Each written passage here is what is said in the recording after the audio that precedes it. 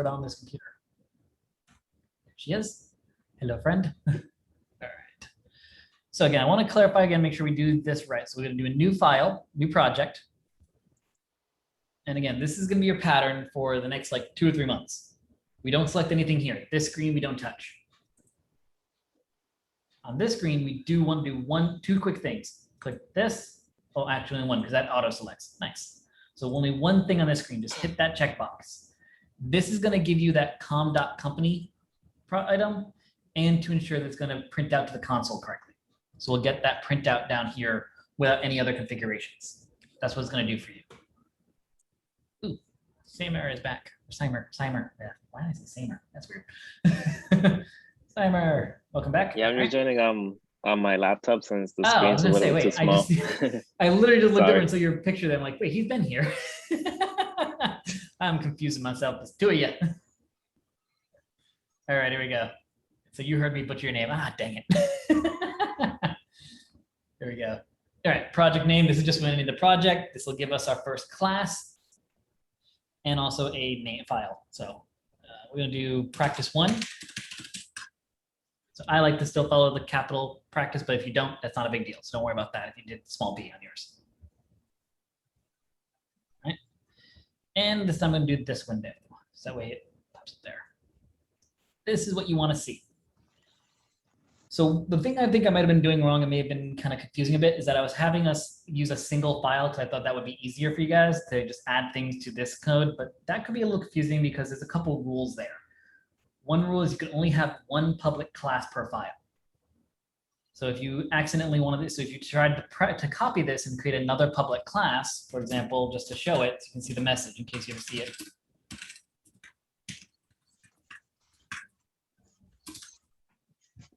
You see we get a message there that says class practice 1 is public, should be declared in the file name practice 1.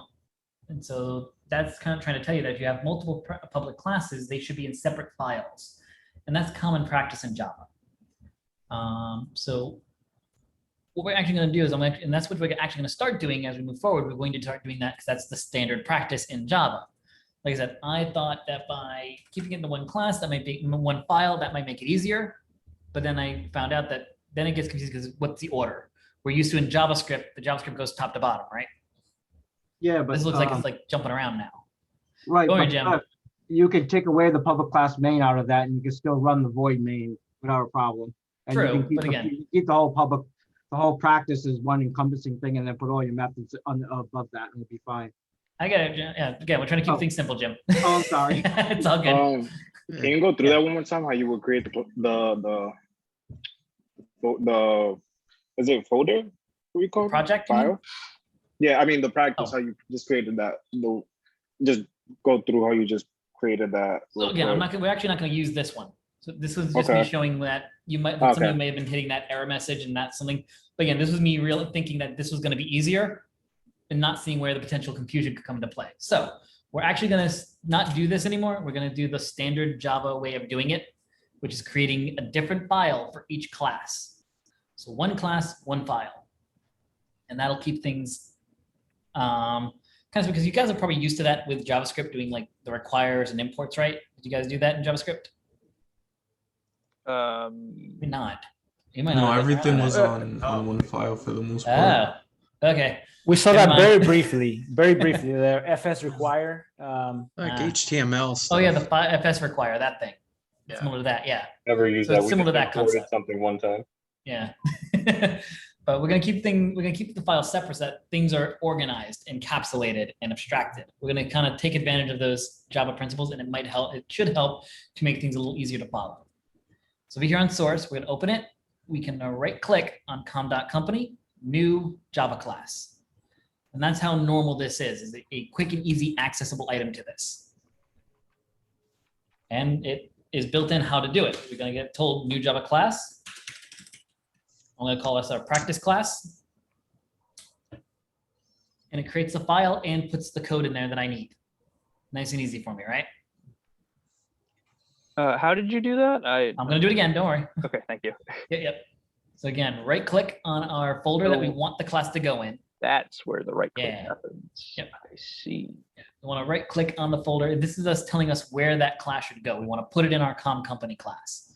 Mhm. Again, I'll explain what that is as we move forward and we start making multiple like packages. We start separating our packages. Right now, we're going to use one package. Keep that In the source nice and folder. organized.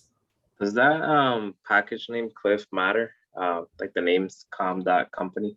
Does it stand for something? In this situation, no, this is just the common syntax for like the default folder, com.company, which is, if I'm right, during the installation, you can actually set your company name and that's would be replace the company. So if you were using like a business computer, it would pull that from your computer.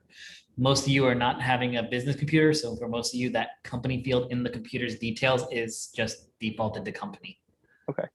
So, no, we will be doing stuff. We're actually going to create our own packages eventually. And so it'll say like package calculator or package decks or package card game. We're going to actually eventually create a card game package. So we will see how we can customize this stuff. And what that's going to do is it actually changes some of these access modifiers that we talked about. There's public, private, and hidden. Well, not hidden, but there's other types. And so being inside packages or outside of packages changes how they work with each other. Okay. So, but we'll get into that a little later. So don't worry so much about it. Just be aware that that's a thing, and we'll talk about it when it's relevant. But good questions. So now we have a separate class, and we're just going to do a very quick method, just that does nothing. We're just going to do public int, sorry, static, because I don't want to instantiate. Int get num. No methods. We just want to make sure this works.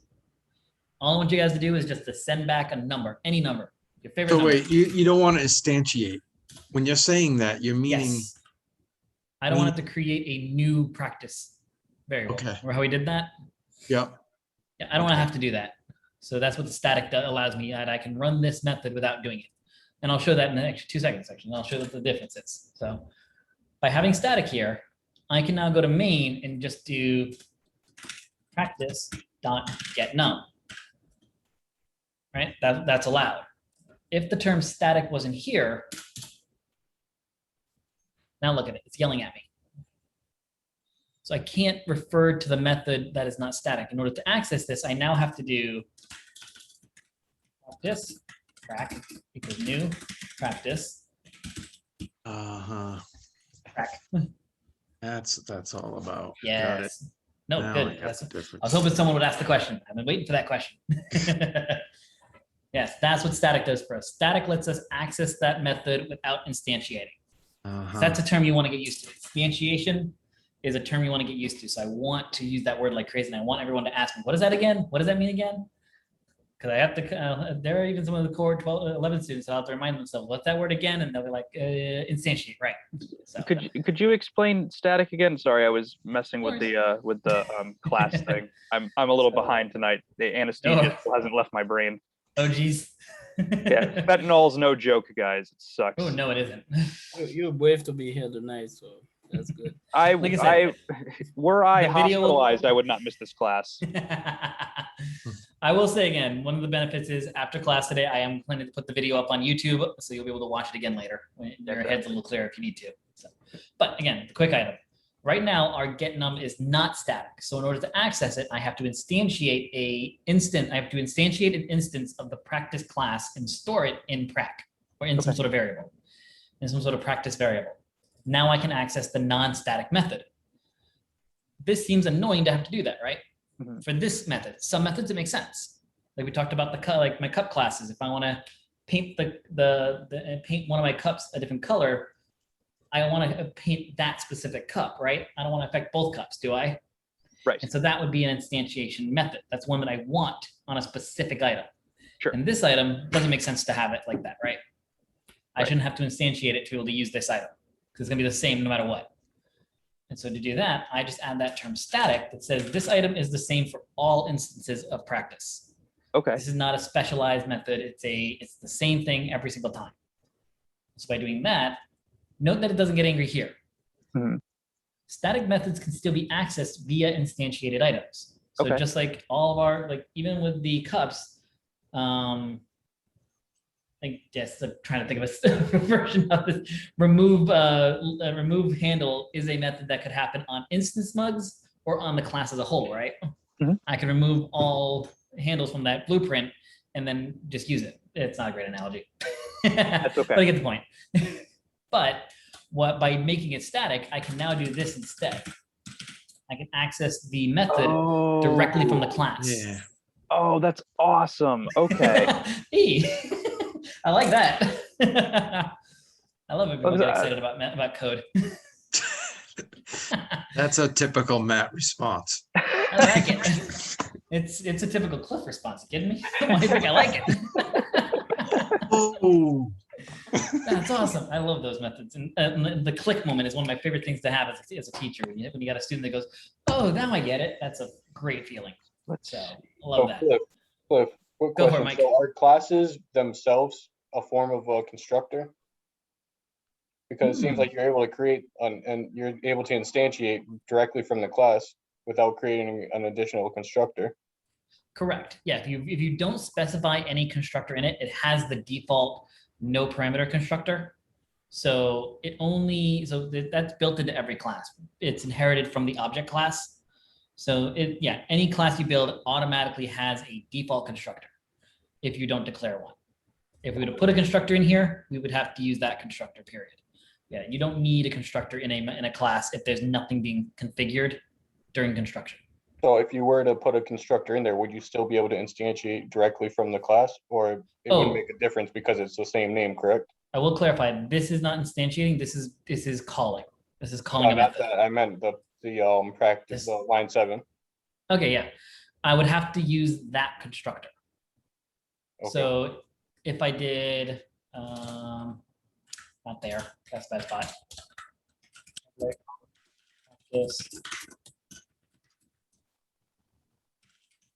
That doesn't do anything. There's nothing being constructed or configured. Then my code is fine because it's using the same method. It's calling a constructor with no parameters inside the parentheses, and there's nothing here. So it's fine. That makes sense. Yeah. If I did this though, again, just bear with me. Like that, and then I did practice int num.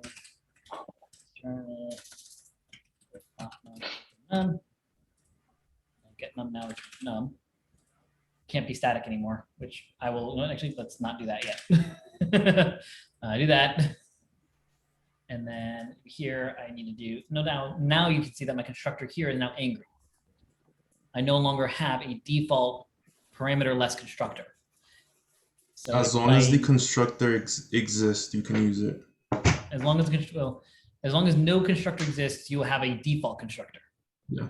Once you put in one constructor, that constructor is now the one that's required. And if you want this type of constructor, you need to put that in there like this. Again, I can have more than one constructor in an object. I can do. We talked about overloading. We mentioned that term. Mm-hmm. So I can have 2 constructors in there. And so now this one's happy. Oop. I don't know how I did that. So this one's happy now. This one, right? This line here is using the default constructor that requires no parameters. But why? So what if you wanted the other one with the parameter to access it? I would give it a parameter. Let's do practice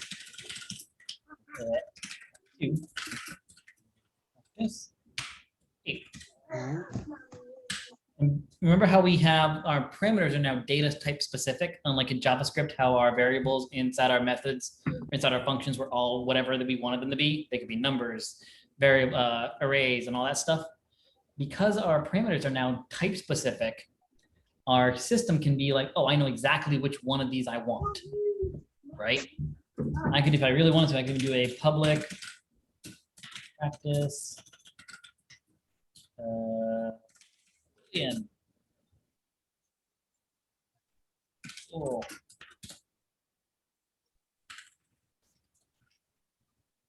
Oh, I did cool.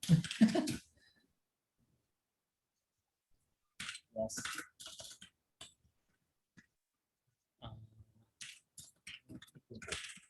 There you go. So I have another constructor that takes a Boolean. Note that we're not, it's gray right now because we're not using this constructor anywhere in our code. So that's another little tool that IntelliJ does. If we're using it, it has this nice yellow color. It's being used somewhere in the code. It's telling me this item is being used. It's great right now because That yeah, this was thing's interesting defined. because I thought I was Yeah. doing something wrong when it wasn't Ah. highlighting. And I was like, uh-oh. Yep. But it's We'll just get- because we'll you're cover not all those calling it things. or anything. Yep. So if you were to call that with a value, all it would do, it wouldn't output anything. It would just it would make the value yes equal to that value, right? Exactly. So if I do prac 3 now, 4 now, I guess I'm doing prac 4. That's what I hit. And now if I do true, which is the Boolean value, note how it determines. So it gives you the options of which ones you want to choose when Yeah. when you're hovering. Oh yeah, and look at that. Yeah, I forgot about that when I do that. Yeah, there you go. The two different constructors. Because yeah, look at this. I don't think anyone here noticed this. Out dot print ln. Look at all those. Oh, yeah. It has a print line overload for each and every type of data type you might send to it. You might give it. So that's why when you give it the print line of the object of our method that returns a number, like we did, like we do this. Hold on. Not get num. Nope, not get class. Get num. There you go. This is allowed because print line has a int overload. It knows how to handle ints. Yep. But if we notice something, dot out dot f, we don't have that. And so printf doesn't have an int overload. So if I give it prac.getNum, it doesn't know what to do. It also shows you the type at the very end of it, where like that would be like printf said data stream, and then Yeah. print ln also says voids at the all the way to the right when you highlight Oh, yeah. them. Lots of little useful items there. So good stuff. Like I said, That's playing great. with this That's stuff can great help stuff. understand things. That's what we want to do today. We want to just play and learn the basics. I had All a right. problem today when I was trying to do this and I couldn't do it. Now I get it. Good. I'm excited. Yeah. Awesome. All right. Now let's go back to our practice and we're going to clean up some of this stuff. We don't want to instantiate anymore. Let's get rid of our instantiations. Let's get rid of these lines. Don't need that anymore. I'm just going to comment this stuff out for the moment. There you go. Okay. All right. And we'll cover more with static versus non-static as we move forward, and how those work. So don't worry, we'll definitely do more practice on those, and it'll make more sense the more we do it. One of the things that I wholeheartedly believe in is that you learn the best through doing instead of me just telling you, hey, this is how it works. Yeah. So we will keep making stuff. So now public static is leap year. All right, what am I missing so far? I purposely left stuff out, so. You need to declare what type of parameter you want. Parameter, okay, so that's over here. Yeah, so what data type. In year, right? We do need that, I'm missing that. Anything else? What type of data is going to return? Good, yes. We need to do the return type, it's Right. called. Now return a int, no, what are we returning? Boolean. Yes, Boolean. Yes, and that's one of these, this is a common, again, practice with Boolean based data types is just ask a yes, no question or ask a true, false question. Sure. If you name your method a kind of a yes or no type question, it almost tells your other developer who comes to your code later, oh, this is going to give me a yes or no value. So Right. that's why I love using like is leap year as or is in front of any Boolean type method. It's a great like readability thing for people and even yourself. Yeah. My biggest practice that I like to do, and this is going to help you guys whenever you see these red squigglies right at the very beginning, because right now in the beginning, as you guys are getting used to this is going to be scary seeing these red squigglies all over the place every single time. Yeah, I hate it. Whenever I make a method that has a return type, I always start. My first line of code is just return whatever it wants. And that makes it happy. And now I can add my logic. All right. So whenever you have a return type, just return something of that type to make it happy. Makes sense. Yep. And now you can add your logic. So now let's add our logic. So in order to know if a leap year, if a number is a leap year, sorry, if a year is a leap year, what's the first thing that we know that will invalidate the most numbers? If the year is divisible by 4. Yeah, if it's not divisible by 4, it's not a leap year. So, and this is one of those cool things like that I did to you guys. I had the code in there as searching for the positives, right? If it is divisible by 4, then it is a leap year, unless this a lot of times a really useful tool could be looking for the negative, right? So as soon as we invalidate it, we're done, right? As soon as we know it's not a leap year, I don't need to do any more checks, do I? Right. So I do if year modulo 4 is not equal to 0. What do I know? Return false. I'm done, right? Yeah. I don't need to do any more and return false. And because of that, do I need to use else right now? No. Do I need the word else here? No. Because if I hit line 28, I know that our number is divisible by 4, right? Yeah. That's the only way I can hit line 28, because we know that return statements, if we remember JavaScript, it's exactly the same in Java. Return ends that function, or then ends the method. It stops any future code. It doesn't run any future lines of code and goes straight back to where it started. So if we hit this, we know we can say without a shadow of a doubt, with no question at all, that this came back false. We know that that statement was false. And so we can code here with confidence. Year is divisible by 4. We can say that without any shred of issues. So if a year is 4, if it's divisible by 4, there's a good chance it's a leap year. What makes it not a leap year? If it's not divisible by 100. Right. I'm sorry, if it is, yeah. Not If it's divisible, yeah. If Yeah. year modulo 100 is equal to 0. there. Okay. We would say for now, just for now, we would say return false again, right? Yes. Because that should invalidate it. That's going to say, nope, this is a leap year. And this would qualify. So what I'm going to do now is I'm going to stop here because I actually forgot one other rule of thumb that I like to do, which is test off it. So before we wrote this, what I would usually do is I would test this, make sure this works, right? So I'm going to start here first. Before we wrote this, I'm going to test this to show you guys how to do that. So we're going to come back to our main. We're going to do practice. Oh, hold on. S out. Practice dot is leap year. And what is a leap year? What year is a leap year we know is a leap year? 2004. Yeah, that's our test case, right? Yes. Thank you for the test cases, by the way. I don't go anywhere without them. Test cases are, you definitely need them. 2004. Let's hit run. Let's see if that works.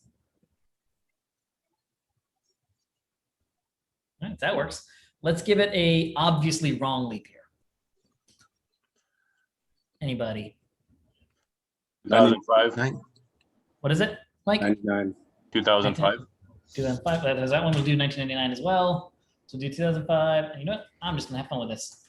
Instead of doing one at a time, I know I can do more than one, right? I'm just gonna highlight this line and let's print a couple. So we'll do 2005, 1999. What another one? Give me one more, people. 2100. 100. All right, I like that because that one should be a no, right? Yes. Let's see if it happens. Okay, Joel. See you in a minute. Joel's taking a step away for a second. Yes, Okay, cool. Thanks for that. certainly. False, false, and true. Ooh. False, true. Yeah. So what makes this one not a leap year? Why is this one not a leap year?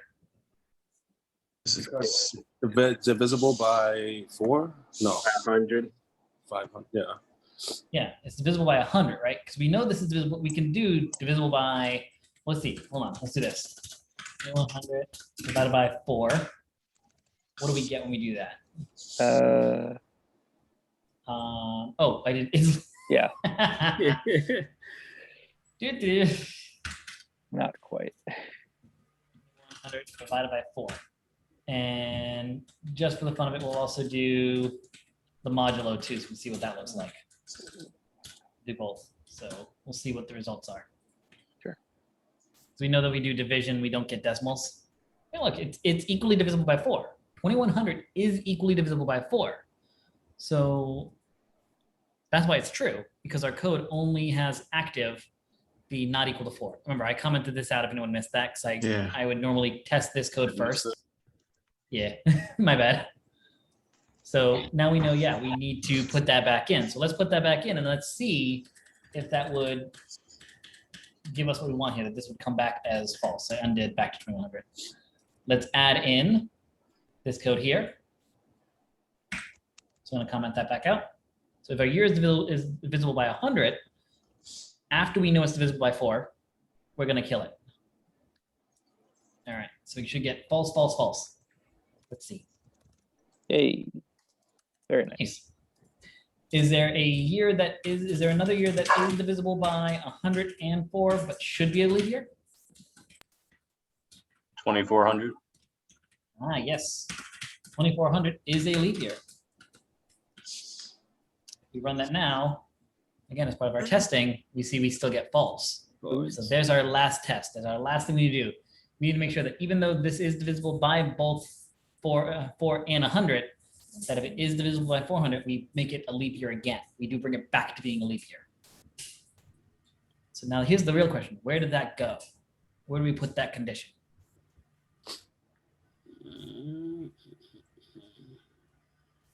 Put the errors. Would that be in the first if statement? Here? In the conditional itself. Like in here, you mean? Yeah. What would I write? Let's see. Year modulo 4 is equal to 0, or year modulo 400 is equal to 0. Or, well, I guess that might work actually, technically, even though it's a weird one to me. Wow. Because the or. Because I'm guessing the question I want to ask is, why is it yelling at me? Because you don't have I the didn't equal to read- 0. yeah. Thank you.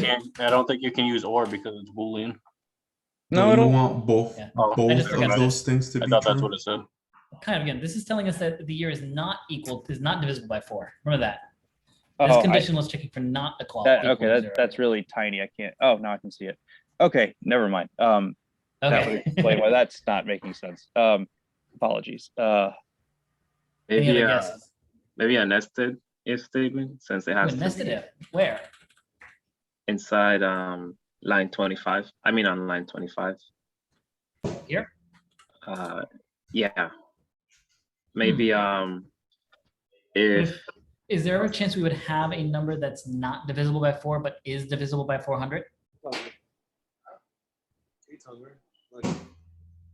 So remember, in here, not divisible by 4.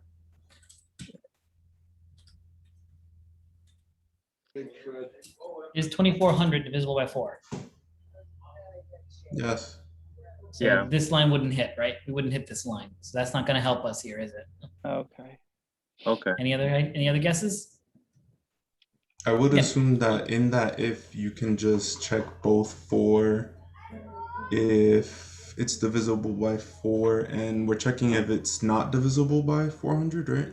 If it is, so here's, remember, the If it check is. here is at, so 2400, it's divisible by 4, which skips this line, but it's also divisible by 100, which is what's causing this line to trigger. Our condition is, if that one that's divisible by 100 is also divisible by 400, we want to make it a leap year again. So yeah, 2100, 2200, no, 2100 is not a leap year.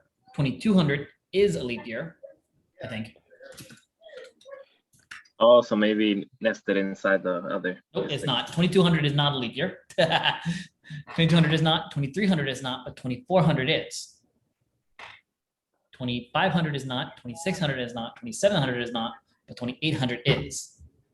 I built mine going the other way, so my head trying to flip it around is flipping my head around. All good. So are you saying the same, Simer? So what if you put it's the first conditional? Oh, I'm sorry. Am I interrupting somebody? No, you're good, Mike. Keep going. So because the way I did it was similar to what I believe Joel was saying. I put and the logical and within my if statement. But for your example, what if you were to put the divisible by 400 before as the first if statement? Could do that. You could do if here modulo 400 is equal to 0. True, right? Is what you're thinking? Is that what you're thinking? I think I was, but I'm not sure. No. Oh. But yeah, something like that, I guess. All right. I think that would work, technically. Yeah, I think that would work. Yeah, that does work. Okay. But one for me, and again, this is not an important item for you guys. This is good because it does solve it, so that's good. This is fine. But what I always want to do, what I want to touch base on is consider and always want to bring to your attention efficiency too. And that's what happens in this part.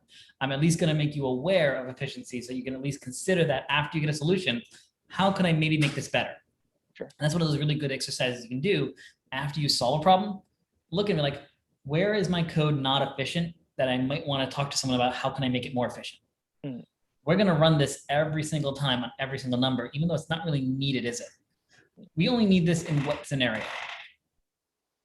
We only need to run this check in which situation? This is both divisible by 4 and 100, right? Yeah, if I was to do it here. Yeah.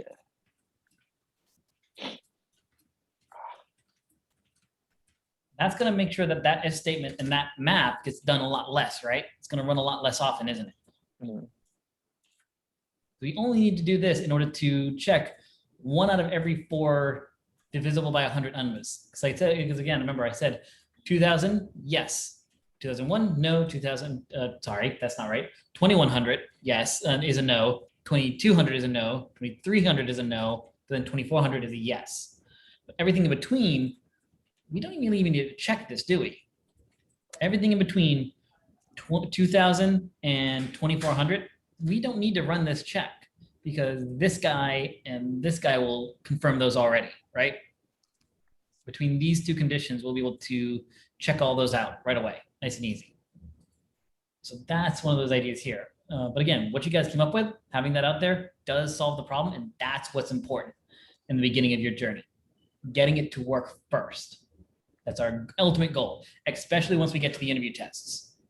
Once we get, even at the end, we're getting to interviews and we're getting to the testing interviews and we're timed, you're not looking for perfection. You're looking to get it working first and then cleaning up if you have the time to clean up and make it better. That make sense? Yeah, that makes sense. Yeah, because you're trying to maximize your score during the interview test. During that timed interview test, your first goal, maximize my score. Get the best score I can within the time I can. So get it to work, pass as many test cases as I can, move on to the next, pass as many test cases as I can, move on to the next. And then at the end, oh, look, I still have 30 more minutes. Let me go back and see if there's any that I could clean up to make them run faster so I can pass a few more complicated tests that were timing out because they took too long. Sound good? As we go through these, that's one of my goals as the advanced teachers. I'm going to at least make you aware of how you might want to consider speed and efficiency. And as you go, slowly but surely, you'll start to see yourself thinking in that way. You'll start getting an itch saying like, you know what? I know this isn't good. I know this isn't the best way to do it, but at least you know that. And that's the first instinct we want to start giving you guys. I don't care if you can't figure out how to fix it yet, but the first instinct we want to start developing in you guys is that instinct like, ooh, I can do this better. I can write this better. This is not efficient. That's the first instinct we want to develop. Sound good? Yes. All right, what time are we at? All right, let's get into collections. All right, so now we're gonna get into collections. And I actually was curious because I was looking at some of the other, I was talking with Gabe and Arnell about some of the stuff you might have done in the previous cohort. Did you guys do Felicia's fruit shop? Yes. Or fruit stand? Okay, because I couldn't see it in the classroom for you guys, but I saw it in the classroom for the cohort 14. And I'm like, did they do this one too? We did that as well. All right, cool. Okay, good. Like good, a good, good. lifetime ago. I thought so, but I was like, I couldn't find it. Like, did they do this or did they just not name it that? So Do you want this assignment submitted? oh, right. And that's something I'm going to talk about. So moving forward with submitting these assignments, GitHub is going to be our friend. Okay. Because you can't submit, it's very hard to submit single files, especially if you're going to be making multiple files. So you'll want to do GitHub, and you use GitHub the same way. If you click terminal down at the bottom here, you get your normal terminal. And Yes. so, and what's really cool is, I believe, no, it didn't do that. Okay, I thought it did. That might be something you made to configure, but you can run the same commands. You can do get init here, and it will create the same stuff. So same patterns that you've done before with your GitHub stuff, get init, get add, get push. You've done all that, right? We've I done haven't it. used GitHub. We've Oh, done God. it very, cohort 12 did it very briefly. I know I'm still incredibly uncomfortable with doing it. I don't know about everybody else. I don't think Hmm. 14 has When I ever done submitted, it. when I submitted Oh, this, I you're right. put it into a 14 might text not have- file. That'll work for today. If you want to Okay. put it in a text file today, that's fine. I'll do that for this one. What I might end up doing is, yeah, we might do a day of Git just to help out. I will say what I might do then actually is over the weekend or next weekend maybe. There's a website called Git. Is it still Git 101 or is it GitHub 101? Oh no, Git Immersion. That's what it's called. There it is. I might assign this next week over the weekend. Okay. This is a guided tour. It uses, this is the one that uses Ruby. One of you guys who asked me over about the Lego course having code in it. Yeah. I thought it was Ruby. This is the one that has Ruby in it. Oh. Yeah, that one I forgot to mention that had code in it. Your goal was not to care about the code. Your goal was again to care only about the Lego references. Understand OOP without code. Right. Yeah, this is something I'll probably assign this to you guys next weekend for that weekend. And this will be a nice little walkthrough to help you get the basics. You don't need to go through the whole thing. I'll actually double check because I probably updated it since the last I looked at it. So I will figure out where you need to go to. Yeah, I'll look at this again this week to see where we want to go to. Because what we want to do, and what we're going to do in this class is everyone, let's look at GitHub. Honestly, get cohort 11. If you haven't been doing this, you want to start doing it again today. Your profile. All right, mine's actually better than I thought it was going to be. Nice. Oh yeah, I was doing a lot of non-private repos recently over this time. On and off. Some of that stuff I Yeah. think is from Blackjack. When You you're guys, posting yeah. it and all that other stuff. we were Yeah. doing. I think it was from you guys. Yeah. Cohort 11 stuff. Nice. Yeah. And so working with you guys on cohort 12, I'm gonna start making my colors pop up again. Yay. Yay. When we start going through some of this code. So I'm going to start pushing my code to GitHub as well, so you can look at my code at any time. So as we go through the lessons, you'll be able to pull up my code on GitHub and look at it. But yeah, we want green. Yeah. I'm not trying to get every single day personally because I'm not looking for a job. I have one. Luckily. Nice profile picture, by the way, Cliff. Oh, thank you. Looks just like you. Doesn't it? Mr. Cloud Strife there. Yeah, where's it your is. where's your Buster sword? It's in the dirt over on the hill, remember? Fantastic. Don't you question me on my Final Fantasy knowledge. That proves you have seen Advent Children then. Yes, I have. I'm not worthy of it. What are you talking about now? Oh yeah, that was. So you wanted us, anyway. Cliff, to submit, I guess, the link. Is that what the plan is for the future? Or for the submissions for the future? The goal is that use a what GitHub link. Yes. Okay. For your repo. So yep, you'll moving forward, any project you create, you'll initialize it. You'll create a repo for it. Because what we want to do is we want to fill your GitHub. We want as many green squares for on every single day as possible. You miss a day, keep working on it, but your goal is to try not to miss a day. You want to code at least 30 minutes a day if you can. And for those who struggle with that, if you have like, that's why I said at least. I feel like I would love it if it was only 30 minutes a day. That again, I can very much clarify. At least. Yeah. The more you can put in, the better you will do. 100%. But for me, I put that lower number because then something I've been struggling with for years right now, and cohort 11 knows that I talked about this recently, is my weight. I'm a little overweight. I'm not fat, but I'm overweight. And I've been trying to fix that for years. I hate that I let myself go. But I suck at doing it daily. And part of that, I realized some of my past mistakes was I would tell myself, I'm going to work out X hours a day at this time. And if I missed it, it would be easier every day after that to say, oh, I didn't do it yesterday, so I don't need to do it today, and so forth and so forth. So for me, as long as I told myself I have at least exercise for 15 minutes, usually once I started, I could keep going. Perfect. Right? But if I didn't make it that full hour, if I only ended up being able to do it for 30 minutes, I didn't feel like I failed because I hit that minimum of 15 minutes of exercise. So it helped me out a bit. And I'm actually down 10 pounds right now. Nice. So I've been doing it for about 2 months. I'm down 10 pounds. I'm feeling healthier. I've been exercising. I have some muscle. I have less overall pain in my neck, my back. So really good. It's been working. Keep it going. So I'm going to keep it going. The wife is helping. She keeps telling me to do it. There you go. Good motivation right there. Yeah, it is. But that's why I say hold yourself to an easy to start goal, but then push it. Once you start, don't stop unless you have to. That's what you should be doing. Right.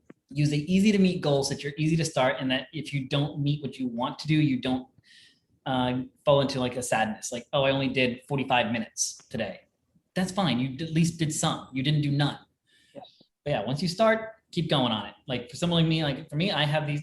I finally got my headphones back. I accidentally went to my mom's house 2 months ago, and I hadn't had them. These are my nice headphones. They're $400 headphones, and they have noise canceling and everything. Active noise canceling. It's great. They actually stick inside the ear and everything. So they actually map your eardrums out and everything. So they're fancy. Yeah, that is fancy. Yeah, they are. But for me, it helps me to get in the zone. When I start coding, I put on my music, I buckle down, and it allows me to activate like the ADD side of hyper focus that I have. Yeah. So I try to use that to help me get into the zone, get the code. So find your way of getting in there so that when you start, it's easy to keep going. But your goal is just to start coding every day and do a little each day. And even for those of you who are like, well, what if I'm not able to get to the computer for a day? I have a mobile app called Enki for you that I can recommend to you that does 5-minute coding workouts on your phone that you can do on the toilet. And so you can spend 5 minutes coding on the toilet if you need to. No more. Or submit to GitHub. There you go. But there, if you're someone that's realizing, you know what, I'm missing some There's an days, app. I'm missing them. There's an app for you. Yeah, I got you.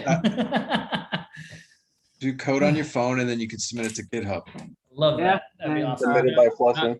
That would be good for me, especially when I'm at work. Oh, Yep. just But know there's- that I could code. I code on my phone. I have Yeah. I have a IDE for. Yeah, if you want to actually code on your phone, talk to Jim. He found IDE keyboard for his phone and an editor. So he found an editor for his phone. Yeah, and you can pull down your Git onto this. You can pull down like projects. You can work on them. I also suggest like FastHub. You can also look at FastHub, and there is a GitHub one. The GitHub one's all right, but FastHub's a little bit better, and you can access your Git from there as well. It's cool. Yeah, so what we're going to try doing is on a daily basis for a little, I think in July, what we may do after the July 4th break, when we get back from that, 1 week off, we're going to try to do a 30-day GitHub push. Once a day for 30 days, you push, we'll post to Git, we'll post it. Does anyone here not have a Twitter account? I don't have one. I'm gonna get one just for getting a job. Because we actually have, what's that? It's a Twitter account. Yeah, we'll get a Twitter account just for this. Because there's actually a lot of companies that look at certain Your tweets. See what you're hashtags. doing. There we go. Yeah, that. But also certain hashtags, like there's the 30 days of code is a hashtag that is widely searched on. What is it? Coding every day, JavaScript, Java, there's tons of hashtags that are monitored even by companies and hiring agencies too. And so what you can do with this is to really showcase these companies that this is what I've done when I'm not getting paid. Look at what I've done not getting paid. Imagine what I'm going to do once you start paying me, right? That's kind of what the goal of this is, try to do to the companies, is to make them realize. Once you stop paying me, 0. I'm done. No more. That's what it was like for HP. I love it. But that's the kind of hint, that's kind of like the mentality I want to give to these companies. It's like, look what I'm doing and I'm not even getting paid yet. And now imagine if you're paying me what I'm going to do for your company. That's what you want them to think. That's what you want going on in their head. Because that's what this goal is going to, that's what this push is going to do. It's going to get attention to you guys. It's going to put people on your, it's going to put you on their radar. One of the biggest examples I ever saw of this was eventually going to get you guys on LinkedIn if you're not on there yet either. We were working, one of our first partners was with a company called eMoney down in Providence. They were actually moving to Providence. They were opening up their new business and they decided to hold a beer garden down at Kennedy Plaza. So you came down, have beer, get some swag, and meet the team. And so the CEO, yeah, the park. Yeah. The park there. At the bus station. Yeah. Yep. Weird spot, but 2 years ago, that was kind of the only place. Now we have the part, now we have the bridge and the walking bridge and the park over there now. And even then, Kennedy Plaza's park is looking nicer than ever before. And I think that's what you're hinting at. It's part of the reason why Alorza wants to get rid of that hub there and move all the hub spots to different parts of downtown Providence and get the Kennedy Plaza hub or bus hub out of the center. To make that, because the center of any city should be beautiful and pretty in a place where people want to go. So they want to get that out of the downtown area and put that more on the edges of the city. So that's what they're looking to do. That's what Alorza wants to do. That's why you're seeing a lot of new bus stops going up and bus roads, bus lanes. So love the idea. It's making me think of Boston and New York, which works. Their public transportation system is great. So I'm looking forward to it as someone who lives downtown. I love that idea. So, but anyway, yeah, they were having that. And so the CEO, or the CTO, sorry, he posted on LinkedIn about the events. We told all our students, hey, go over there and interact with that post. And so students did. Some of them went and liked, some of them actually commented. And what surprised me is that when we went there and we ran to the CTO and students started, we said, hey, look, that's the CEO, go say hi to him. We told the students to go say hi. Students would go, they would say hi. And then one student actually came up and said hi. It was like, oh, hey, you're John, the fireman, right? And it's like, yeah, I am. He's like, yeah, I saw you on LinkedIn and checked you out. Good stuff that you're doing with the career devs. I'm like, we were like, wait, why does he know these people? And we found out that for any student that actually liked and commented, he actually went and checked them out and looked at what they're doing and checked them out and got to them. Like, I spent as much time on them as they spent on my post. They took the time to like it and to comment on it. I went to look at them, and now I know them. So if and when you send them to me, I already know those types of what kind of person they are. And so we were like, holy crap, that's actually really good to know. That's really impressive. Yeah. And so how large is that company? How big was E-Money? How many employees? I'm just curious. Let's find out. I'm trying to remember. I know they actually have several. Because for offices, him to be looking at that level, I'm just like, it's got to be a smaller company. No, actually, no. They have they have 3 offices: one in Pennsylvania, one in Washington, and one here now. So it's not a small company. It's not massive, but it's not small either. Part of what I think the reason why he put that time into it is because they were just opening this office here, so they needed talent in that office. Oh, so they were looking. Yeah, they were incentivized to look. Okay, yeah. There was a reason for him to do that. So, yeah. Go ahead, Junior. Does that mean I have to make my GitHub public? So GitHub, yeah. While you're looking for a job, definitely, I would make it public for the time while you're looking for a job. Once you have the job, turn it private again. Every one of your social media accounts should be designed around you looking for a job right now. So for me, like, I'm not a social media person. I actually hate social media. It may not appear to it because of how I run class, but I'm actually kind of an introvert. I'm not great with people. Arnell's the outgoing people person. No kidding. For sure. You can't tell? What, Arnell? No. Man. I'm like, I see him all over the place. I hear about him everywhere. He impresses the hell out of me with that. I would love to be able to even do half of what he does with the connections he makes with people. It's fascinating to me that he can do it, that he can just connect with people in such a way. It's an impressive skill to me. But then again, he always says the same thing about what I do with code. So that's what makes us a good partnership. Sure. But I'm not a fan of social media, but I use it for career devs. I post out once in a while for career devs. I post out for the work. And so I use social media for what I want. And I don't need it for people. I don't need to talk about what I view the world. I use it to what I need for it. And for now, I use it to help career devs. And so for you guys, social media should be looked at as a tool for you to get yourself out there in front of the businesses to get a job. That's it. And once you're done, if you like social media, keep it, work with it, have fun with it. But if you don't like it, go back to hating it then. That's fine. But utilize whatever tools you have. And so that's what we'll be doing. Your Twitter account is solely for your coding life. Your LinkedIn will be strictly for business to make sure you can look at companies and investigate them. One of the techniques we get into near the end as we look for jobs, while we do have the companies we're partnered with, and we will recommend you go interview with them for practice and we will probably push you to go for that company to work at, you are no obligation to actually have to work for a company we're partnered with. You can get a job at any company you want.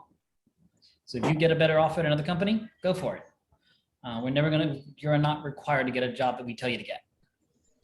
We're just part of our job here is to make sure you get one. So we are partnering with companies to make sure we have good opportunities for you.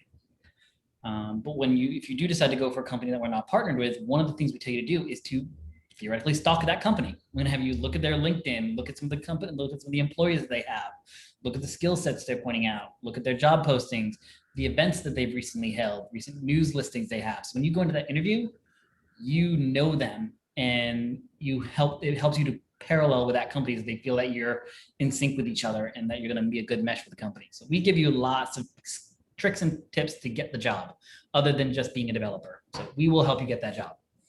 Cool. So yeah, we will help you know what, so not because we want you to trick that company. That's not the reason we're doing it. It's not to trick them to make them think. It's actually so that you can go in knowing about them. Oh, it's a trick. Yeah. Oh, I've had someone ask me that. I'm like, isn't that lying because you're stalking them? I was like, no, you're learning about the company. You're learning about them. So, and yeah, if you find stuff you don't like about the company, Let me tell you, you need something to talk about when there's dead time. Yeah. And you can always talk about the company. Exactly. Yep. And stuff that you read about the company. Oh, and they love it when you bring up things that Yeah. they've done. If you bring out a recent press release they had, like, wait, you read our blog? No one reads our blog. Oh yeah, it's great. It's one of the best techniques. And again, it helps you to feel like, and for you, it also helps you to feel like, yeah, you know, I do want to work for this company. I actually like this company. It can help you to be excited about working at that job.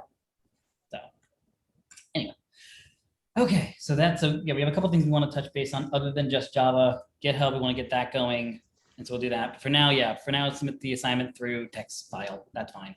Sure. And then, yeah, but for today, let's get into collections so that we can get you guys. So just to clarify what's going to happen next week. So I don't know, I think I mentioned it on Tuesday, but I want to mention it again. My wife's family decided to surprise us by visiting this weekend and staying till Friday on me. Fun. It's like you couldn't wait like one more week and do the July break, please. But no, they're here. They're gonna go spend the July weekend with another family, with another part of the family that's over in New Jersey. So so for the week of that week, I will still be hopefully setting up the classes, but I'll be working with Gabe to have the classes set up through him. You guys are going to breakout rooms, and the goal for next week is that as a class, as a breakout session, you'll be doing the first 10 days or 9 days, depending on which ones are unlocked by Thursday, of the 30 days of code that we unlocked yesterday. Okay. Just to clarify, was anyone not in class yesterday in cohort 12? I don't think so. I think everyone here was in class Tuesday, right? Everyone was in class? Yeah. Yeah, good. Okay, so everyone has that unlocked. Good. If you haven't done it yet, go do it. If you're not sure what I'm talking about, HackerRank 30 days code, let me know, please. It's not fun. But I think I spent 3 hours on them. Oh geez, you weren't supposed to work on them yet. Oh, we're not supposed to do it? No, you're gonna do them as a class next week. Oh, I thought we were supposed to start it. No. I No, you're gonna do misinterpreted it in class. too. I thought it was like you had to That's do a- one I- day for 30 days. I'm sorry.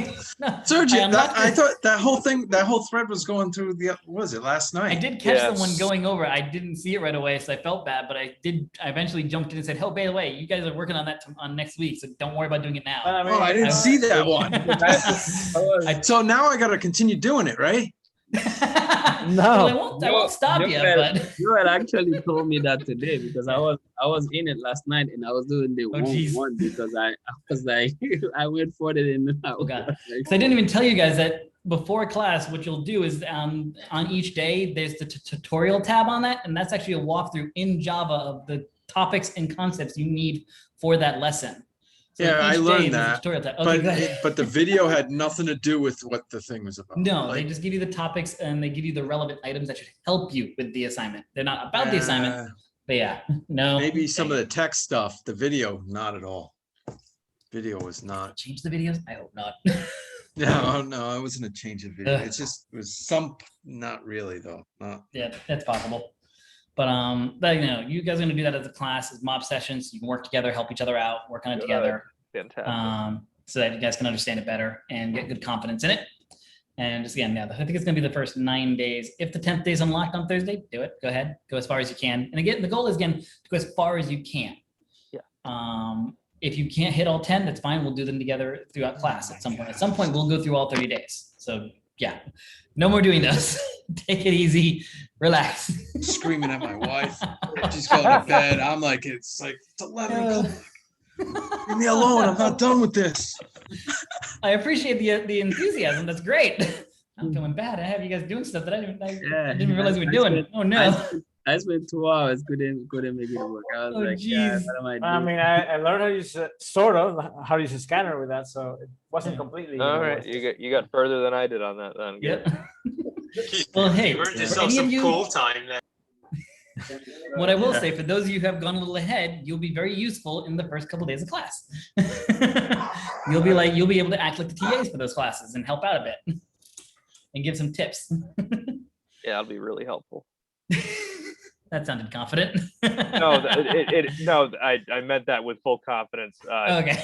I just can't breathe out of my nose right now. Oh, right. Yeah, that. Yeah, you got me nervous with that when you first mentioned. I'm like, I didn't even know what's happening. It wasn't a major procedure. It was just inconvenient. I didn't know that. I'm just like, I'm getting a procedure that, and you said it in a way that like everyone else knew. I'm like, I don't know what's going on. Is this serious? You made it sound like you're going under the knife and like we might not see you for like a couple weeks. So like, what's happening? That was 4 years ago. I'm good now. Okay. Oh, geez. All right. I think that's enough. Yeah, let's get into collections now. Yes, please. So, yeah, this is gonna be the interesting one. So, Java and collections. This is probably where you're gonna get a little annoyed, not frustrated, because they are simple. They behave in almost the same way as JavaScript, especially one of the collections we have does. But there are restrictions on them, and that can be annoying. So, okay. So I'm gonna create a new class. I wonder if I don't think I can do collections because that's actually a reserve. That's already a class library. So let's do collect. We'll do collect. That works. All right, collect.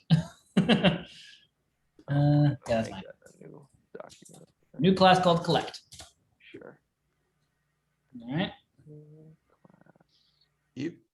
For the moment, we'll leave this here. I'm actually gonna go back to main just so I can do some quick code so you can see what these things look like. So arrays in Java.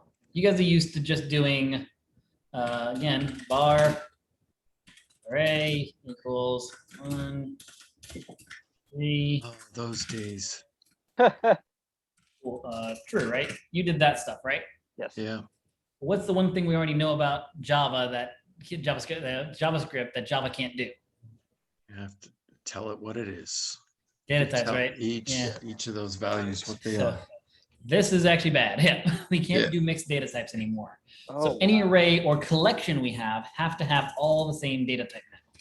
Oh. So we would have a collection all of the number same of ints, a collection of strings, a collection of booleans. It's always going to be the same data type. Oh, no. And so int and bracket now. All right, but we're still angry at us, aren't we? Yeah, what's happening? We also need to instantiate an array because arrays in Java are objects, just like everything else. Oh, okay. So we need to instantiate an array.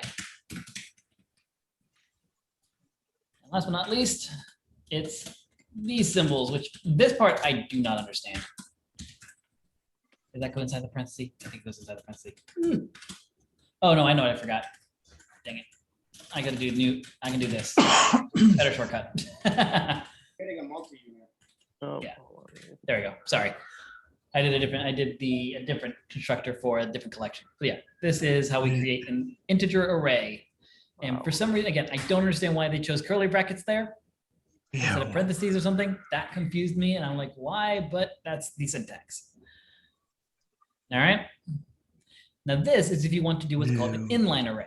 But let's say we wanted to build an array that we're going to add stuff to, right? Because usually you would use like push, right? You would just do a new, like we do array equals like that, right? That's how you would usually have it in JavaScript. Yeah. So this is why we would do new int like that. So this is still a problem. Note the angry red on my semicolon there. Yep. The problem with arrays is that arrays themselves are set lengths in Java. And this is a thing from older languages. You have to tell it how many boxes you want. Oh yeah, I've done that with building them in Commodore Basic. Oh, geez. I was like, which language is he going to tell me this time? Commodore Basic. Ooh, Yeah, there you Commodore go. Basic. Ooh. Oh, he has the Commodore 64, but we're Oh, not going to yeah. get into that today. Yeah. Show him that later if you want. Certainly. I But went down to So that Java. means what? Eight blocks. 8 elements? Yep, exactly. All right. So I now have 8 elements. The other big thing that this does to me now is there is no push method in arrays. If I want to add something to an array in Java, I tell it the exact spot I want to put it, and then I can give it something. Wow. This is why I'm going to tell you 9 times out of 10, you will not use an array. It is good to know what these look like. It is good to understand how they work because you might be given an array in some algorithms. However, what I want to introduce you to something else. This is called a list.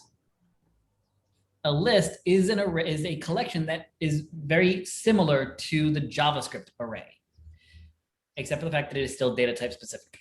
That's the only restriction we still have. So in this case, I would do list int. No, Array list. that won't work. Why not? Oh, no, I remember now. Right. No, you're right. So, and I'll explain that in a second. Hold on. I'll explain that in a second. Hold on. I want to get to one piece at a time. So, list, integer list, new array list. So, except what I'm about to say, we're understanding that we will understand what these items are later on. So, list is something called an interface. We will be talking about interfaces later on. All you know is that that's the case. An array list is one type of list that we have available to us. That's all you need to understand at the moment. We will understand them deeper later on. All you need to know now is how to use it, not how it works. This goes fire. That is, yeah. So part of what's going to happen here, and this is something very, very important with Java, is we have to actually take advantage of the abstraction pillar that we've talked about and how we code our system to learn the system too. So we're going to take some abstraction with the whole list system. Know that this is an interface, but don't even understand why it is or how that works. Understand that an array list is one of the lists you have available. You don't need to know the other ones yet, or what they are. Just know that this is the common one you will use. And this is the syntax that you want to know for the moment. And this will allow you to use it. This is you driving an electric car, not knowing how it works. Hey, it moves. Yay. I can hit the button, I can press the gas pedal, and it moves. I'm happy. That's what we're trying to do here. We will look under the hood later once we have confidence in our understanding of the Java fundamentals. That makes sense? Sure. Okay. The difference between array list and list is that array list has no limit except for what you have in your computer memory, like any code. Okay. Like any language, even JavaScript. If you run out of computer memory, you can't store anything. We don't have push, we have add. Yeah, okay. Hold on. This dot, is it add? You still have to add in the, you have to still import those. You have to import those two in to use them. Oh, right, it didn't do that automatically, did it? No, it didn't. That's why it's red. You have to import them, but you should be able to just highlight it and say import class, import the. You can alt enter. It should be like right there, import class. Oh, here we go. Yeah, I'll just pop it up. I don't know why this installation is working differently for me because it used to auto import for me. Weird. But yeah, so this is the first thing we're going to do with importing. Again, specifics not important yet. Just know that lists are something that were added to Java in future items. Lists were not part of Java when it first came out. People actually had to deal with limited arrays and actually dealt with that. For the record, I dealt with that in C. So I have dealt with limited scoped arrays and rebuilding them and dealing with those. So trust me when I say you do not want to have to do those if you don't have to. They are not fun to deal with, having limited items and having to rebuild arrays and not having access to push and pull or whatever. So write this line and click the import class, or if you want to type it out to get used to the concept, you can do import java dot. I always just do Java util star. That imports a lot of them. I think it's lowercase Java. Oh yeah, it is. Thank you. Sorry, you're right. There we go. I'm so used to classes that I just happen to do the capital J out of habit now. Oh yeah, and that took care of both. Okay. Oh yeah, Java util star. I'm going to give you guys that one to start because that's going to give you a lot of methods and a lot of classes that are useful to Java. This is a common item imported in like HackerRank and stuff like that. So it's a very common statement. So if you want to moving forward, put this line to all your code. I have seen that in HackerRank. Yes. Okay. Yep. The item that's actually getting imported is this one. Java util. I think it's collections. Yeah, I believe so. This is the one that actually brings list in to do Java list util collection.star. I think. This is part of the collections. It is part of the collections. It's just a list, I think. It was showing you what it's called when you were hovering over it. Oh, it's not part of collections. Okay, interesting. And then I guess array list is a part of something else. Yeah, it's array list. Different. Yeah. So you can import them individually, but again, this is why I like doing this because it imports a lot of the useful items we use on a regular basis in Java. So this is my recommended line personally. We'll get a lot of useful tools that we're going to use commonly in Java. So it's probably a good habit to start doing this at the start of any program you work on. Not required, but can be useful. Sound good? In Java, is the asterisk a wild card? 100%. Good. Okay. Yeah, 100%. Good catch on that. Yep. 100%. That is a wild card. It's saying import all the items in the utility class. That's what's or utility library. Sorry. This is the util library saying import everything from the Java util library. So that's why we get both list and array list imported by doing that. Cool. So again, how this is working, not important today. All we want to do is know how to use these items because they're very commonly used. So now the next item, integer. Why integer instead of int? So as I kind of hinted toward this before, but Java is not a pure object-oriented language because it has a couple primitive data types. Int, Boolean, char,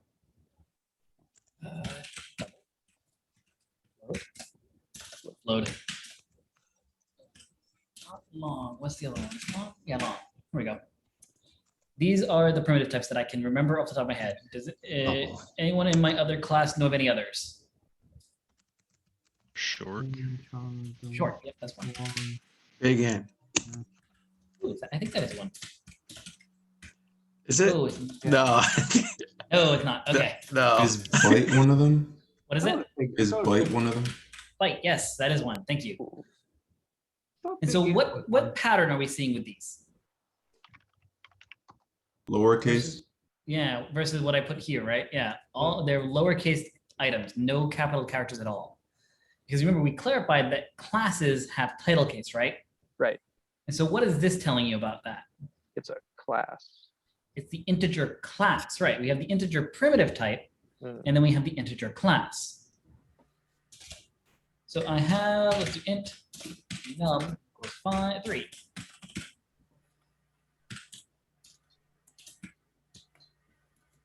It's called big here. It's called big integer. Yeah. Oh, big integer. Is that a primitive type or a data? Or is that a? You gotta you have to instantiate that. So I think it's just. That's not a primitive type then. It's not primitive. And that would be big integer like this, which is a class, because capital title case. Yeah. Primitive types are technically not objects and do not have methods. Okay. Integer, on the other hand, though, if I was to switch this num to integer num, now look at all these methods I have that just popped up. Oh, wow. All right, now I have methods. Not to mention, integer dot has its own static methods that we can use. Oh. So that's the difference between int and integer. Very cool. Why I had to use integer here because list most classes can't use primitive types inside of them.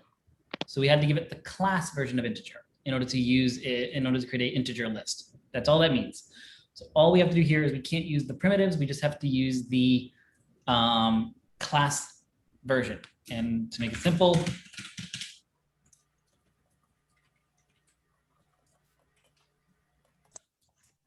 see, there's a bit of a similarity here. Catching what's happening? Every single primitive type has the identical class with the same name, just with one difference, which is The uppercase. exactly. And That's the only string. thing. Huh? String. Oh, well, string's not a primitive. No, it's weird though, because you can use actually use a lowercase string, but I always use capital. Really? I always use the object. There's a small string? No, there isn't. Oh, there isn't? Oh, okay. No.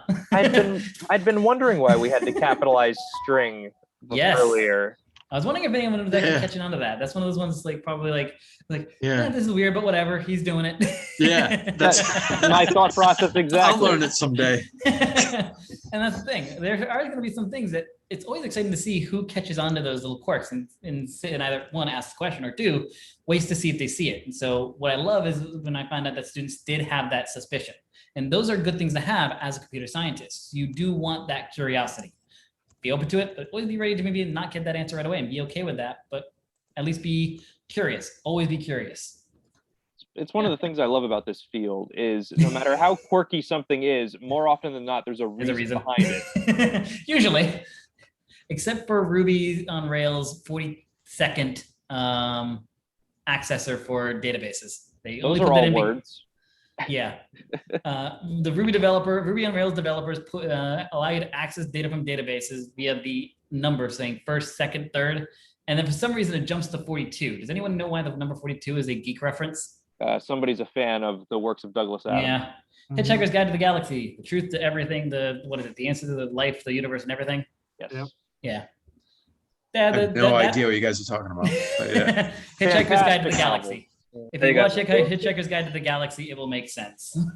Well, but the thing is that right there, the fact that our one language has a reference to 42 in it, there's no reason other than the person just wanted to make an Easter egg for Hitchhiker's Guide to the Galaxy. So while I agree that in most cases there's a reason for everything, sometimes it's just because the developer wanted to. that's still a reason. It's just not a good one. Well put. All right, I will give you that one. All right, that is list now. So now we understand list, and we also know that there are primitive types and actual classes. And so everything you've been working with int and boolean have been primitive types. And for most cases, you do want to use those, except when you have to use the class, because I will say one quick thing, classes are more memory intensive than the primitive types. That's why Java has them, to save storage space. So now just to showcase again, a list.add, and I can add a number, and that's how I can add or push. So add is our push. So whenever you did in JavaScript, you did push something to our array, list.add pushes that item into the back of your list. Sound good? Yes. Unfortunately, I will say this does not work. That's not how we access items. We simply just do get 0, and we give it the index. All right, so let me show you how that works. Now, oh, not there. Wrong line. That'll just return the value, right? Yep. Okay. Wrong line, not sound. Out. Thank you. There we go. Run this. You get that? Let's add a couple more numbers. Let's see. List.add. What else do we want to add here? 3. Yeah, we can do 3. Let's do that. What else do we want to add? 42. There we go. Thank you, Elaine. Love it. What other numbers? 3,000. I like it. Works for me. All right. And so we'll go ahead and print out index 2. No reason. Are you able I to? typed 43. Oh. I ruined it. What was that? Who asked the question? Are you I able missed to that. print out the whole list? Let's see. I think what's that? the list interface does have a toString method. I want to say it does. Yes. Oh, that's super helpful. Oh, Yes. yeah. Because if it just printed the Address RAM again? address, I was Yeah. gonna scream. Yeah. Something familiar. Something All right. that works as expected. All right, let's I want someone give me the line of code that would allow us to iterate through this. So here's the main thing. The reason why we call a collection, the main rule for a collection to be called a collection is because we can iterate through it. Hmm. When I say iterate through it, what does that mean? to run through each of the indexes in a Right, loop? I can technically loop through it. Yes. I can go one by one through each item in the collection. And so again, I will make sure that we have that term of art, iterate. If you never want to say I'm going to loop through an array, you want to say I'm going to iterate through an array or iterate through a list. So if you're in the interview, try to make sure you're going to say that. I'm going to iterate through the item, or through the collection, or through the list, or the array. So what's a nice simple loop that'll let us go through and print each element one by one? Somebody give me my first line. For each. Not that one yet. They don't know that one yet. I want the simple for loop. For I equals, well, Yeah, I got that. Equals 0. I is less than list dot length. Not quite. Yeah, I'm very, very upset. The size. What? I will say, array has length. List has size. Oh. These are some of the things that did annoy me with Java, that they are not consistent in their words. Oh my But- god. Go even further, that they have length with parentheses Parentheses for or no array, parentheses. length Yeah. for length with no parentheses for strings, and got size Yeah, for list. ARR.length with no parenthesis. Because it's the property or a field of the array item. Remember how we have the properties int item? So this is not a method to get the length. This is a property of the array, whereas our size is a method of the list class. Is this gonna be available tonight? Because I think you taught it We're better. trying. I think you taught this concept better with this class than the one We're trying this. I think you missed out on this, Titus, because I don't think you're in the class, but we're actually doing Java sooner for these guys. These guys have not gone through React. I remember you went over the whole. So, okay, cool. I wasn't sure if you were there for that. You went over. I remember when we went over, we just basically skimmed the top. Oh, yeah. Way into it. So yeah. Yes. I really want to. No, 100%. Over this. I'm game. Yeah, I will say for the current cohort, in the previous cohorts, part of the final lesson for Java, it was very much you guys learn yourself, because we've taught you so much already that you want to be able to learn on your own. So the last lesson, like with C and C# and Java, usually the cohort was, here's some videos, go teach yourself as a class, with very little instructor course guidance. It's kind of changing a bit. We're definitely changing that more, but that was the original cohorts. It worked, but we also did notice that could take time. Students would take a little longer on that, so we want to make sure we're not doing that as much. Sure. We're trying to find the right mix for creatives of self-teaching and guided instruction. All right, so we have a way of iterating through numbers, 0 through up to, but not including the number that we have there, which is what we want. Indexing starts at 0, the same in Java as it in JavaScript, so that hasn't changed. Thank God that hasn't changed. No kidding. We've changed enough as it is. At least we can keep that the same. All right, someone else, give me the line to print out one of the numbers.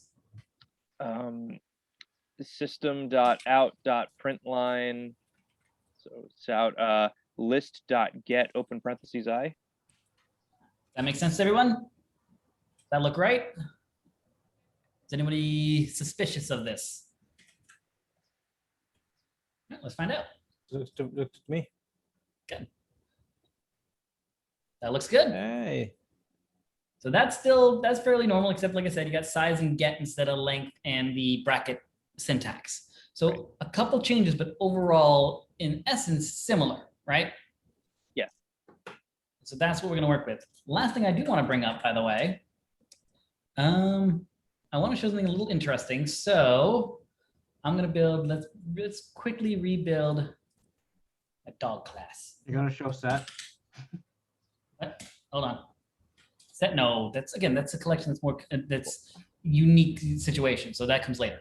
Why are your classes showing up green up top there? Mine are blue. Oh, because of get. Dang Okay, it. all right. Yeah, ignore those. I accidentally get initted. And so what's cool about IntelliJ though, IntelliJ does track get changes in the folder structure, by the way. So it will identify red items as modified, green items as new items that haven't been committed yet. So not what I intended to show today, because that's going to confuse some of you, because now my files are showing different than yours. But just know that when you start using Git on your IntelliJ, IntelliJ has Git tools embedded okay, as it's well. kind of like the master, yeah. Yeah, it's tracking changes. Yep. So I should probably just delete that Git folder, but it's fine. It's fine. It's fine. I don't like it when my stuff looks different than yours. No, I don't like that. Anyway, I'm gonna do a quick dog. I'm gonna do int legs 4. String. Yeah. Capital string, don't forget. Thank you. I just taught that, Neil. I went against myself. That's a good test There. to see if we're paying attention. Very true. Public dog. Just imported back in the string tokenizer. I don't even know what the heck that is. No worries. I'm going to type it all out. I'm going to stop and let you guys catch up. So I'm just going to type it all out first. Then if for those who are following along want to type it, you can then type. So I'll stop once I'm there. I just want to get a very simple class and set up. Sure. This dot hair equals hair.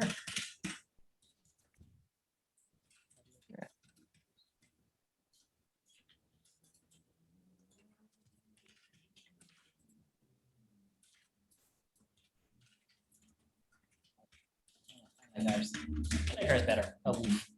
Woof. I like it. It's my favorite. Get that? That's good. Awesome. Look at that. Awesome. Okay. So far, so good. Then fun of it. Let's do one more class, and I'm going to do something. So 2 seconds. Does it make sense? Poodle again. Here. Oh, right. Yeah, there we go. Side by side. So you can do side by side in IntelliJ. So I'll have both of these up so everyone can do it. Poodle. Oh no, I can't see. Dog. And I'm just going to do it over. I'm going to keep everything the same. Just public.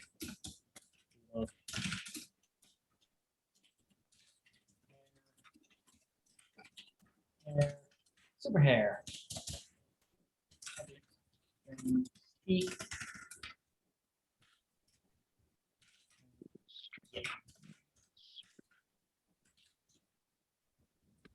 Okay, I'm done typing. I'll let you guys type this out. So we have 2 classes, our dog, and which does our legs for hair, public dog, the standard constructor, and our awoof that returns a string. We have our public class poodle that extends dog, just does the constructor that sends hair up to the parent class and overrides our speak to yip instead.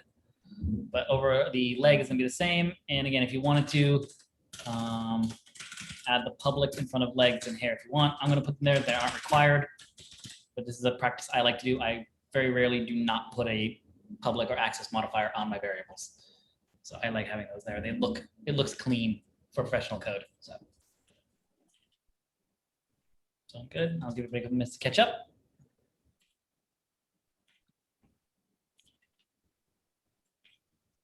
Can you repeat one more time what the super hair does? I was about to ask that, Simer. That's what I was hoping. I was hoping to get some questions of this. So because poodle extends dog and dog's constructor requires hair in order to build it, in order for a dog to exist, it must have its hair identified or clarified. We must also accept hair in our poodle and send that up to our parent class. So this is calling the parent constructor, this one right here. I can do this instead. If I wanted to, I don't have to call the parent class to do this. I can do this dot hair equals hair as well. But I feel like I'm just typing repetitiveness. Like, why is it still yelling? Can I not do that?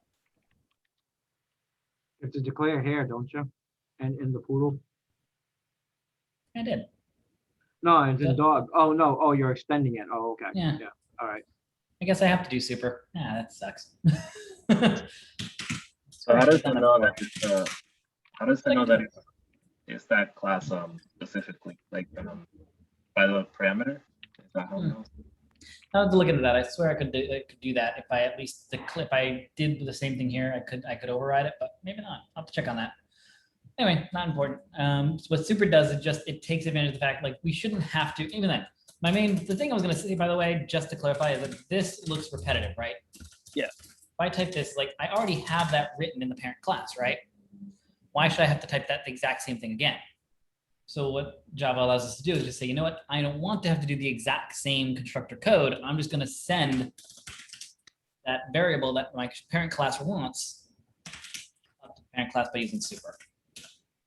I believe this is a relic from C and C sharp. Oh, sorry, C sharp. In this Objective-C, some of the older languages, this term super. This is a term that's been in computer science for a while, so that's why it's using it. Some people are like, why not use parent? Because it's just a common term that's been in our industry for a while, so they just stuck with it. And you'll see that in a lot of languages. It might stand for like superimpose. Probably, that makes sense. I was I didn't thinking think of that. supersede could be that too. That too. Yeah, there's a bunch of reasons why. I'm sure if you did the research, you'd find it. I didn't yet. I knew that. I knew that it was from other languages. So that's why for me it stuck. If I was making this, I probably would have used the word parent. So I would have done parent pair. So that's just me though. Sure. So how does it know specifically that you want to use the constructor? That's what it's called, right? Yep. So how does it know you want to use the same dog constructor? Is it because of the same parameter name? Is it that? Part of it, yes. So there's two reasons for it. For one, this is calling the constructor that takes a string, one string. Because as we know before, we did clarify that I could do an overwritten one that does string pair, and I could, dang it, do that again. Int legs, and have a constructor that does this dot hair equals hair, and this dot legs, and override the default of 4 to use whatever legs I have. So if I have a dog that was born with 3 legs, I could do that. I could have that reflected correctly. And so I could have that override saying, hey, if I don't have the default legs, I can override that. Because again, if I asked anybody, hey, draw me a dog, most of you would draw a dog with 4 legs, right? Right. Makes sense. But I guess dogs with 3, 2, and even no legs do exist. Accidents happen. Situations happen. So it's definitely something we would want to maybe offer and be like, hey, I have a 3-legged dog. We want to be able to put that in our program. But notice that Super though knows to use this one the same way we did a little while ago when we were playing with practice over here. Remember how we were playing with practice and we had our multiple constructors, and how if I sent it an int, it would use this one. But if I sent it a bool, it would use this constructor, right? Same concept. This is knowing to call the super constructor because I'm giving it a string. It's actually not this that's defining it. Because I could actually decide that, you know what, all poodles, even though this is a lie, all poodles have 5 legs. Not true, but I can do that. And so what's happening now is that this poodle constructor is actually going to call this constructor. Note how my normal constructor just went gray. Right. So I'm not using this constructor anymore. I'm using this one now. Okay. So it's not this that defines which super constructor I'm using. It's what I send it, but I have to use at least one constructor. That makes sense. Thank you. Sound good? No, no, great question. Yep. Good stuff. Again, part of this is just I get to show you guys the flexibility you have with Java that you might not be aware of when you first get into it. It can seem very rigid at first, but it's actually got a lot of flexibility that JavaScript doesn't have. Doing stuff like this, JavaScript can't do it. So that's one of the little advantages you do get. Right, anybody need more time to type this out? Who's actually typing? I'm just gonna have to. That's fine. Just if anyone who is typing, I don't want to move forward if they're still typing because I'm gonna have to click away from the screen. Does anyone want to take a guess why I created these? What these 2 classes? Yeah. To show us the relationship of classes and inheritance. Technically, we did that on Tuesday, but good question. You weren't here for Tuesday, so you didn't know that. Yeah. We actually build these. We built these on Tuesday. That's where a woof and a yip came from. That was what the class decided on Tuesday. So, but we're doing collections. So why would I make a bunch of animals or a bunch of classes when we're doing with lists? Make a list of animals. Well, what is this? What did I say integer was? It's not a number because int is the primitive type, right? What is integer? Class. What's dog? Class. What's poodle? Class. You see the pattern? They're also objects too as well, right? Yeah, they're objects. Yes, but you get the point. Yeah, you could say that they're objects. Good point. Yeah.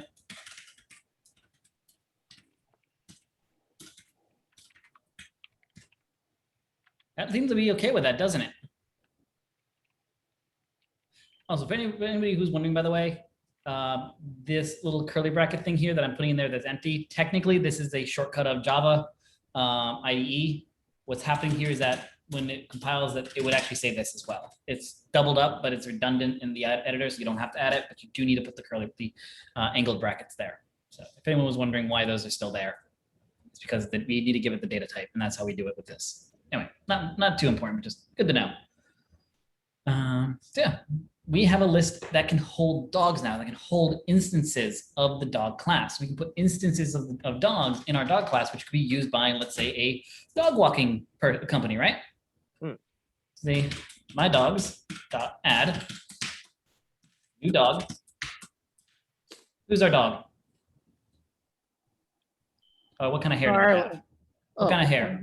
I probably should have done name, shouldn't I? You know what? Let's do that quick just for the fun of it, just to make this make more sense, because that's a really good point, Lynn. I didn't think of that. I don't know why I didn't do that. That would have been a much better string than hair, but live and learn.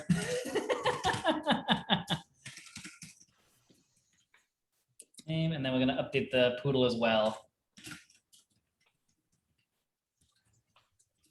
There you go. I'm going to hold it for 2 seconds so you guys can see that and update that.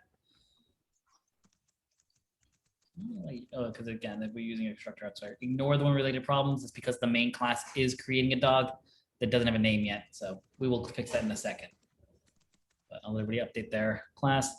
Yeah, I don't know why I didn't think of name. That is a much better string than hair. Well, because on Tuesday our variable names with the dog names. That was it. That's why. Right. Okay. All good? Almost. All right. No worries again. Take your time. Make sure it makes sense. I've been typing since high school, and I actually had a typing class in high school. I found out that high schools don't do that anymore. They don't do typing classes. I find that weird. I had one too, and I failed it because I didn't think I'd ever use a keyboard in my entire life. I had one too, and the only reason I didn't fail was because there were tests, and I aced the test, and they did speed typing. I failed, except the very first one. I got a D, and I failed every single day. I failed every single day.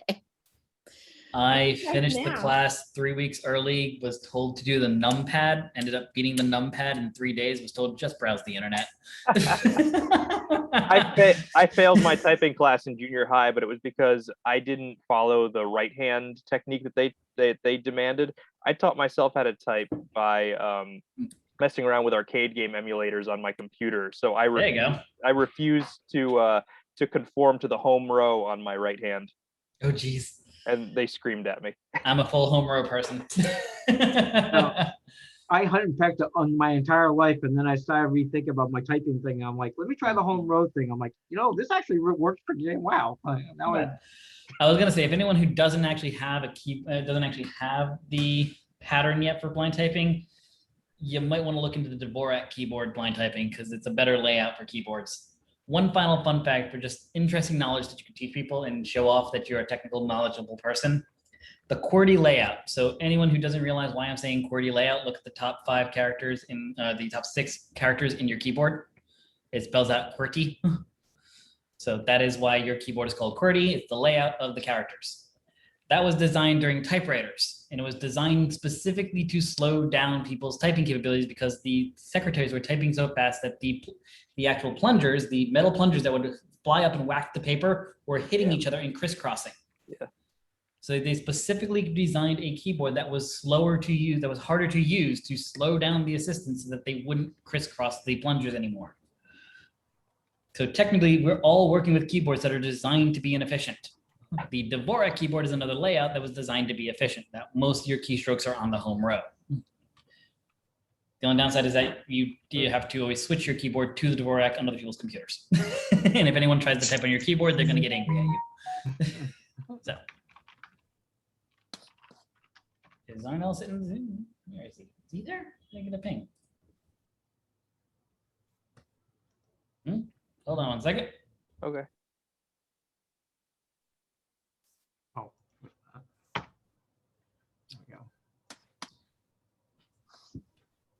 Oh, I think he's in 14. I was like, hey, you're not in here. I would have let you in within a second. I think he's trying to get into cohort 14's Zoom. Probably meant to message Gabe.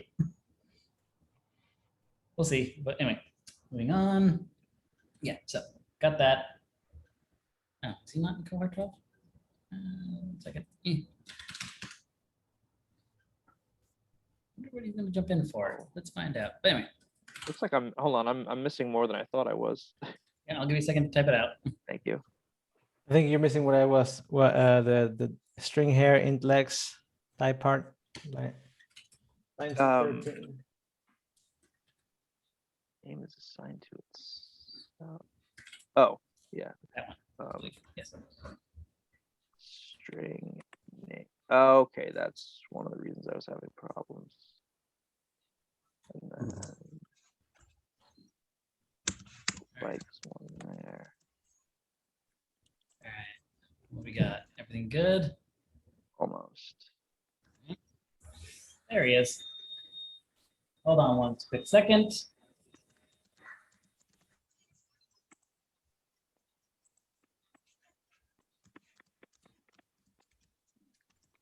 Okay. All good. Okay. Hello. I think so. Second to connect.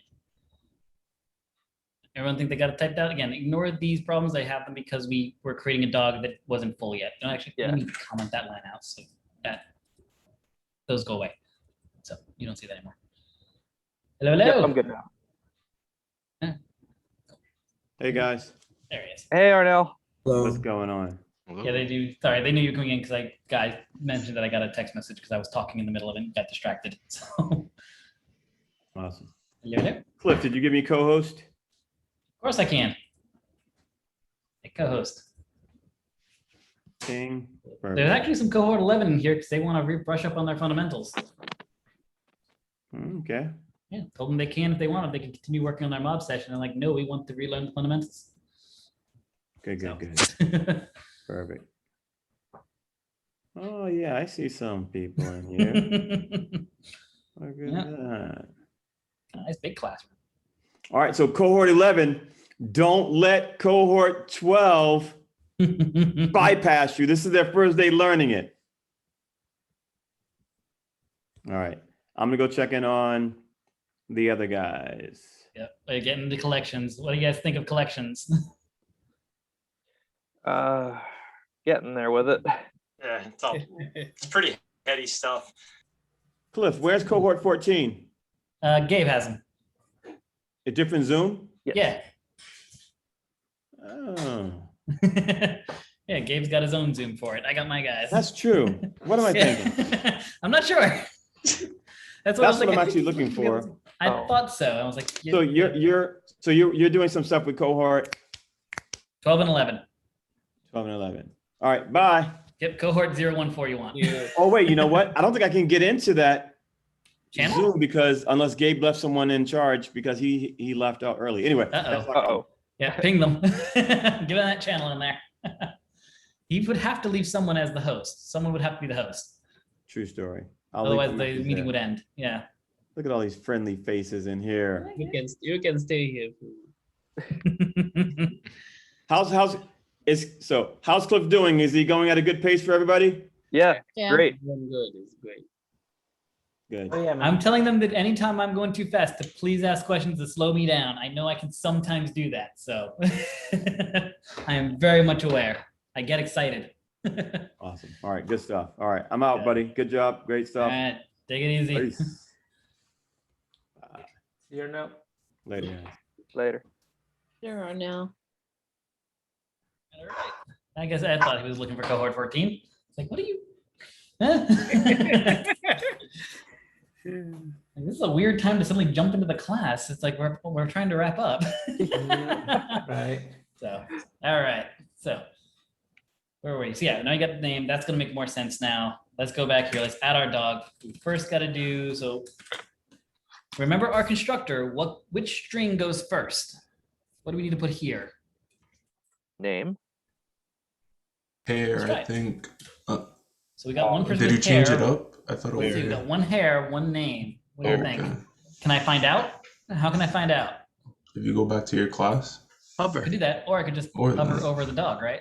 Oh wait, what? Oh wait, let's try dog. Wait, what? Well, let's just enter a name. What? We'll try entering a name. Spot. Oh, there it is. String. Oh, you're not being friendly to me right now. String hair. Fine, let's go back to the class. String hair, string name. There we go. So hair first. I did it on purpose because I knew people would want to instinctively go name first. Mine's giving me something weird. It's telling me string hair twice. Check your class. You might have named your parameters hair twice if you like copy and pasted. Maybe you did. No, mine says string hair, string name. String hair, See if string to name. put 2 strings. Try this. So I've added 2 strings and finally it then predicted them or did the identifiers. Let's see. And if not, we can take a look at your class. My dog's at new. We got a short-haired dog. What's the name of the dog? Oh, mine says hair first. Okay, that's very strange. Rufus. Spot. I'm gonna go Spot. Rufus. Oh, I like Rufus. Yeah, Rufus. Sorry. Well, Rufus works. Spot's so generic. Sorry. All right. Oh, it took a second to. Mine sorted itself out. It was just being very strange. It took a second on my side as Could have went well. with FIFO. Yeah, takes a second. It's got to realize which one of the constructors it wants. So it can't go right away until it knows, are you doing the string int or the string string? So until I put that second string, these these little identifiers won't pop up. Okay. So as you see, if I get rid of Rufus for a second and get rid of that comma, hair's now there. Now you're gonna make me look like a liar. Yeah, there. See, first string I put in, I do short. It won't put the hair in there until I put in the second parameter. If I put the number, now we get hair legs. If I put the string in now, it goes hair name. It needs to know which identifier I want or which constructor to do. Now, if there was only one constructor, it would know right away. Yep. But since we have multiple, it's being a little finicky. Rufus. We'll add a Rufus. Let's add another dog. Why is my dogs red? Hover over it. What does it say? Cannot resolve symbol my dogs. Do you have line 12? Do I have line 12? No. Line list. No, I Didn't don't. declare it. All right, there we go. No worries. That's why we ask these simple questions first. So he's got to start. Most errors are very simple. So yeah, that error message cannot resolve symbol usually means that you haven't defined that variable yet. That's usually what it means. Sorry. As long as it's a calm sorry afterwards, that's fine. Yes. If the panic continues, then we worry. Yep. All right, who wants to give me another dog? FIFO. I need a hair first. Oh, long. All right, we'll do long hair. Simpler. I'm done. Anyway, I'm not gonna go that anymore. What's the name? I was gonna say Fido, but I'll change it to FIFO. FIFO. Oh. FIFO. There's a reason for that. We recently talked about something called stacks. Yeah. First in, first out. Yeah. Oh. Yep. Ah, we have someone who knows that. Nice. Very cool. So yeah, FIFO. First in, first out. Very cool. Everything okay, Elaine? I think your cat's acting up. It's my cat. They're hungry. They don't I can hear it. I hear it. Hear the noise. They're being a pain. I can tell. All right, so we got one more dog. Let's add one more to our list.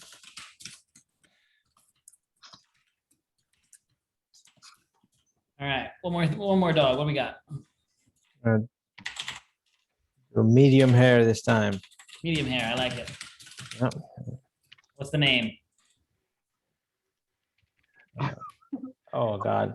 So it was a book I read about a Microsoft. It was about a Microsoft user. like I'm but getting- They had 2 mice and they were called Look and Feel. Okay. I feel like I'm getting dogs from people who don't actually have dogs. This is fascinating. You know. It's fairly obvious when people don't actually have a dog name. It's like, I don't think you actually have a dog. Holly. What is it? Holly? You know, Yeah. that was very close to what I was gonna say. It just I like it. That's my parents' dog. There we go. We see we got a real dog name. There we go. Rufus, I definitely think is a very generic, is still a generic dog name, not as generic as Spot, but still generic. FIFO is definitely fun, but definitely not a normal dog name. Holly is our first real dog name, I think, that people are doing nowadays. All right. Let's switch up, or let's actually go ahead and we'll do one quick thing. I did forget one last item that I do want to add to the dog class fast, and that's our toString method. Remember that? So we can print out our dog's information. Oh, yes. I totally forgot that one. So let's do public string toString. Return. Let's do we'll do name plus as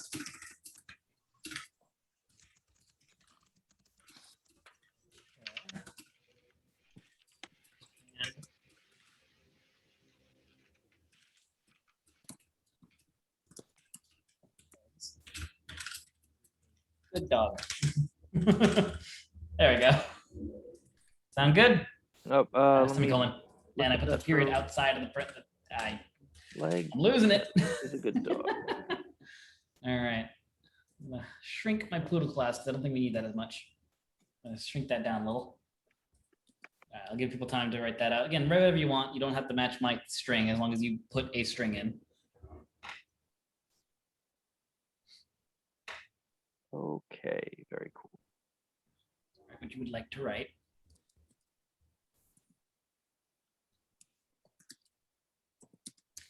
And now I'm going to show you a new loop that is specialized to collections, especially object collections. So collections that have objects in them. And so this seems kind of like repetitive, right? And kind of annoying to have to always remember the index, right? When we want to print every single item in our list.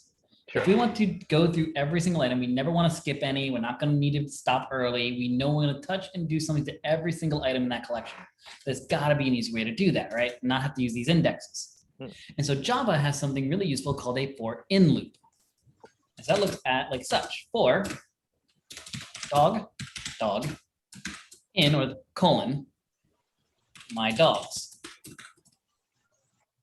Oh. Kind of fancy, huh? And now this is, I will say, this is the one spot where using var is okay because you're very clear here. When the object name or the data name and the variable name you're going to use are the same, it sounds very weird to say for dog, and my dogs, right? This is the one spot most people are okay with you using the word var, so that it reads a little easier. I still like doing dog though, so I still like being very specific, personally. Sound good? Yeah. So this allows us now, instead of having to access or do the dot get and an index, I can now just simply do s out dog. A little nicer, huh? Try it out.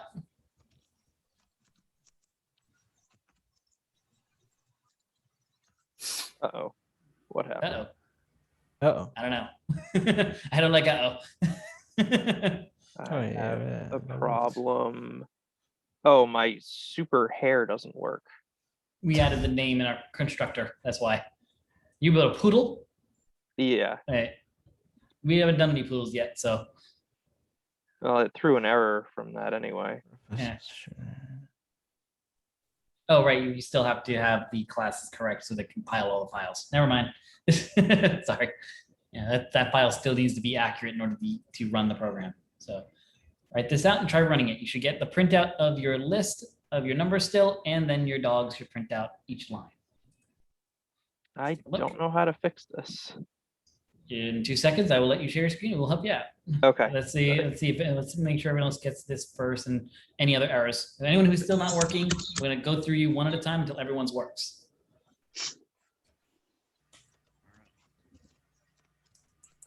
So far, so good. Anybody else having an error or not working?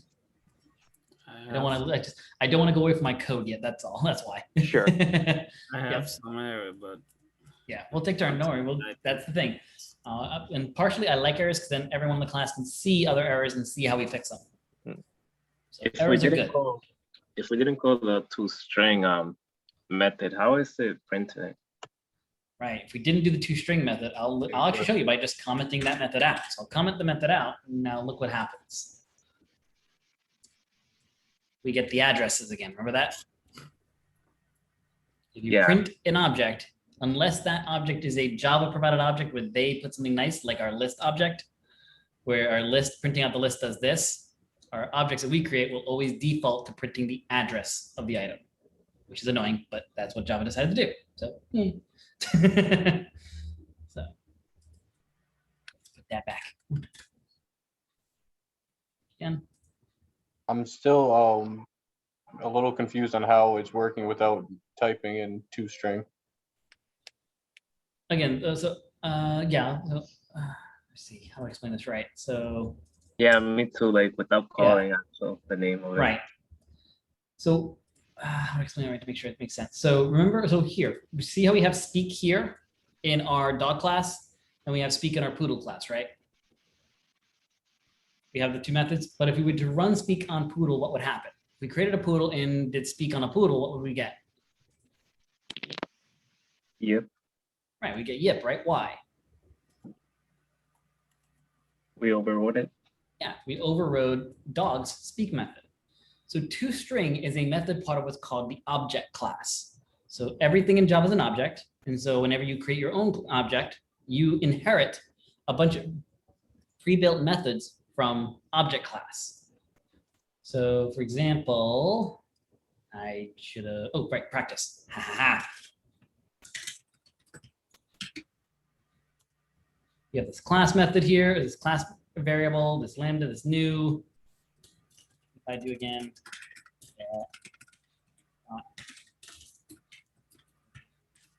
this. Take a look at these. I didn't build these, did I? I have an equals method, a hash code method, a toString method, a get class method, a notify method, notify. I didn't make these, did I? Our practice class didn't have these, did it? No. No, so that I'm gonna ask, where did those come from? Well, those came from the object class. So those were inherited by a parent class. And one of those that was inherited is the toString method. So the toString method exists in all classes. And whenever you put that an item like prac, or in this case dog, inside of a spot where it's going to be a string. So system.out.println wants a string. And so it's going to run the toString method of that object if it gets an object. Because if you remember correctly, println has an object override, right? See that? One of the items it can take is an object. And println knows that all objects have a toString method, right? Println knows that because that's how objects are defined.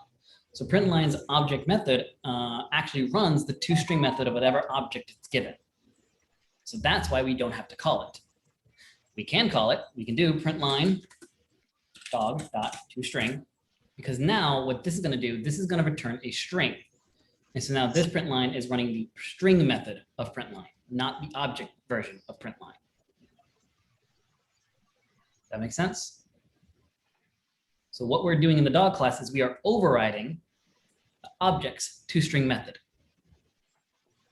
So anytime you add a toString method to a class, it'll automatically make it a string no matter what you output.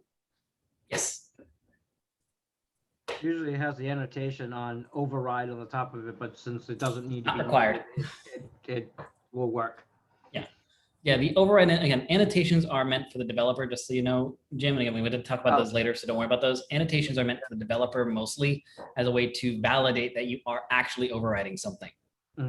Because if I don't write this right, if I write toString, it still accepts that as a method, but I'm no longer overriding, right? And so now, because I spelt it wrong, I'm not gonna get my printout that I wanted. No, but I think you would have to Oop, I put forgot that. dot toString, right, or something like that. Well, again, it'll still accept this, but I'm not going Yeah. to get what I wanted because I misspelled it. And so I don't, and it's something I would have to realize, oh, I miswrote my toString. I miswrote it, so I didn't override. And so I'm getting the default toString method to run, the object version. Right, but So- you could put in the thing dog dot to whatever or whatever Right. you wrote. Of course, we we had- able to output the same thing. Not what we're trying to do. What Yeah. Jim was mentioning, something called an annotation. Right. This is an annotation that says the next item below me is going to override. If it doesn't override, that's a problem. Let me know that I messed up. I didn't override something. So this is a way for me to make sure that I didn't mess up, because if I hover over this, it's going to tell me method does not override method from its superclass because I misspelled it. If I add the I, overrides now happy because I am overriding something now. And these are things we'll get into later. It's not a big deal, but it is something that's kind of cool that JavaScript does have, these annotations that can help to enforce certain rules and trigger alerts so that you know as a developer you're doing what you intended to do. Does that make sense? So there's a lot of things that we can look at. There's a lot to Java that we might get to. We're not going to get to everything. I will let you know. I will let you know that we're going to get you into the stuff that's going to get you started in Java and get you digging into it yourself. You're going to know enough to be able to dig deeper into it, and you'll learn more as you go.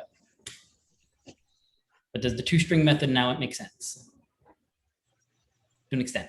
So we're overriding it so that we just, because now here's something I'm going to actually show. It's kind of interesting. So remember how we did system.out.println list, and we got this, right?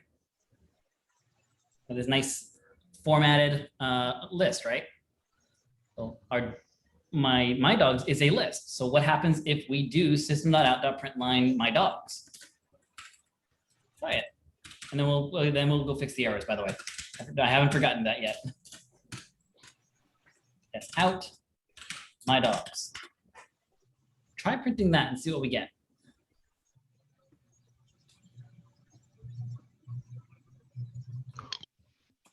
What happened? See what it did? Yeah. To an array. Yeah, it did the list toString method. The list toString method runs the toString method on each object inside of it and puts it inside of the bracket notation. Kind of crazy, right? It's almost like, and it's pretty much doing something like this. S out, that, plus my dogs, plus, right? My dogs dot get 0, and then it loops through, I, right? It loops through, concatenating each and every one after it, but running the toString method by doing that. So that's one of the things to keep in mind with the toString. It's also might change other areas. So this probably isn't what we wanted. We probably wanted something a little more code-like, right? Name colon name, legs colon legs, hair colon leg hair. So that's something that also keep in the back of your mind, that maybe this method should actually be called details, not toString, and our toString method. You don't have to do this one. I'm going to actually undo it, but just again, things to keep in mind. Turn. We use the JavaScript, the JSON syntax. Name, named, eggs.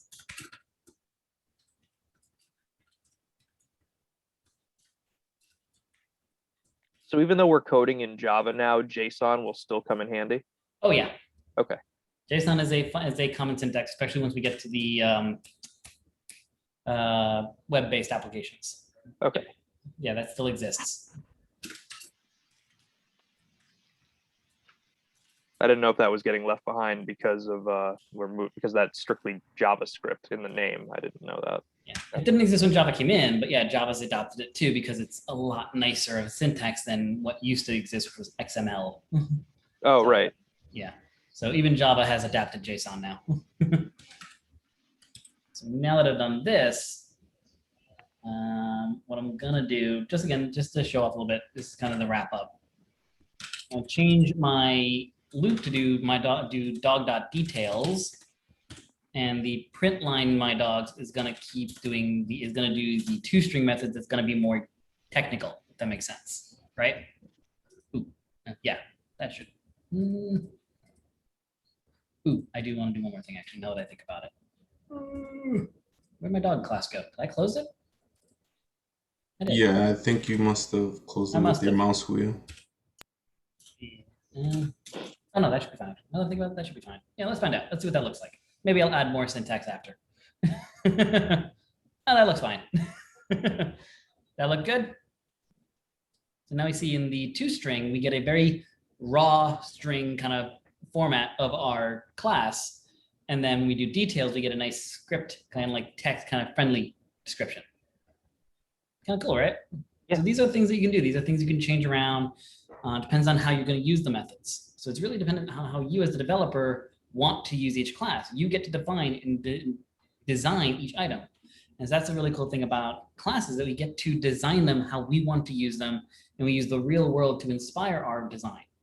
So let's try one more thing quick. Well, before we move on a little bit, could you help me fix my code? Oh, please? yes. Jesus. Let me stop sharing. Sure. Go ahead, share your screen. And I think Junior also had an issue with Yes, it too. let's fix those first, because there's one last final thing I want to showcase. Before So we move this on. is where it's yelling at me, and I'm not sure how to fix that. All right, so get super here. So if you remember correctly, our I dog know the class. issue. Oh, go ahead, Keith. Yeah. I think, well, because super has to also have hair and name in it. So comma name. Oh.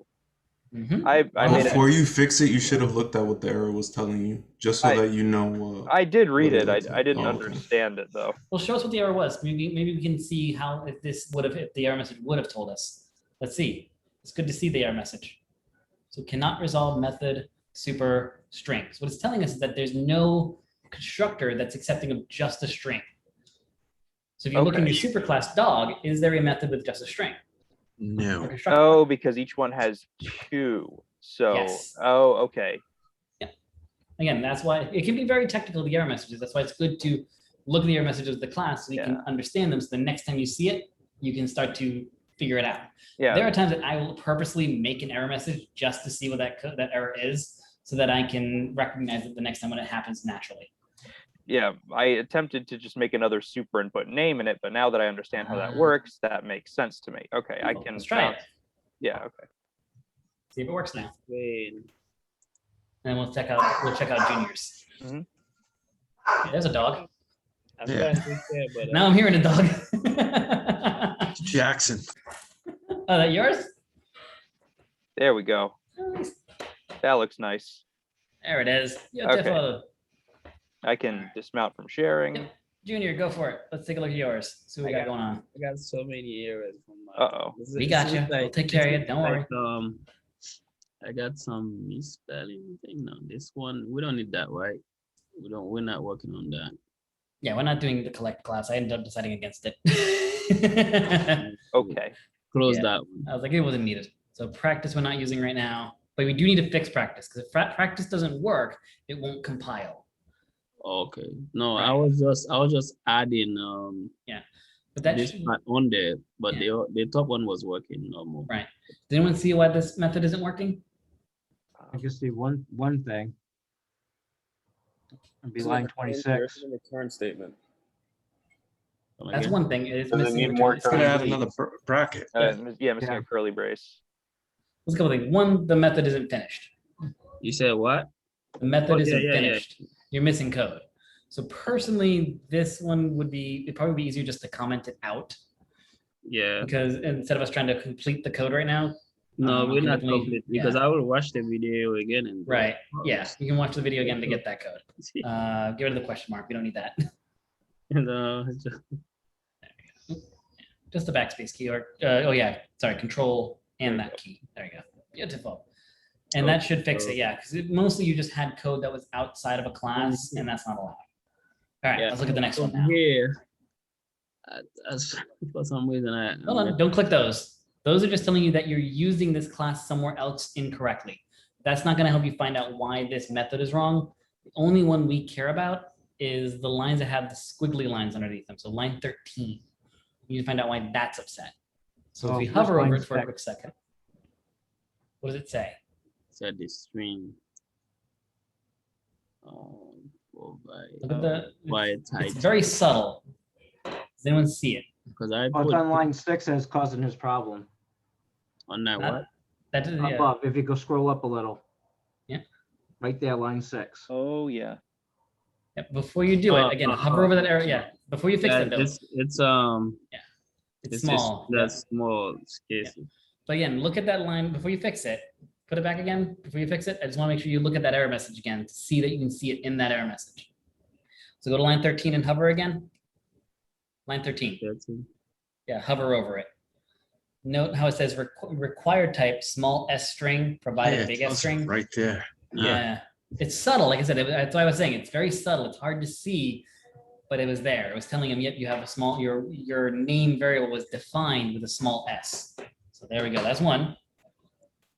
Yep. Let's see. Scroll down. Any other problems here? So one more problem on line 24.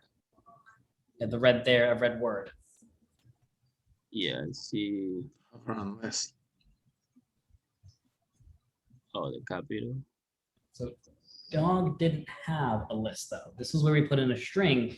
We typed out return string. Do you want me to show up? I can pull up my code so you can see what it was. That's just supposed to return a string, not print or do a sys out. All right. Here, I'll show you my code for that. That's mine right there. Quick. Okay.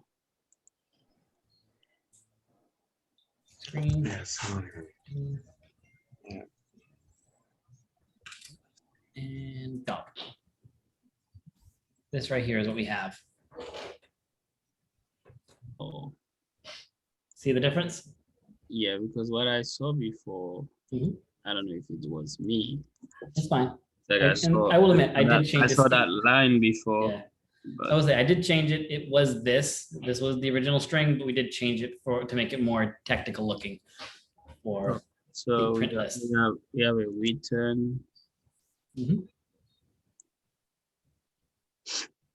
One second to get that. No worries. Anybody else have any errors? This is working. Good. Okay.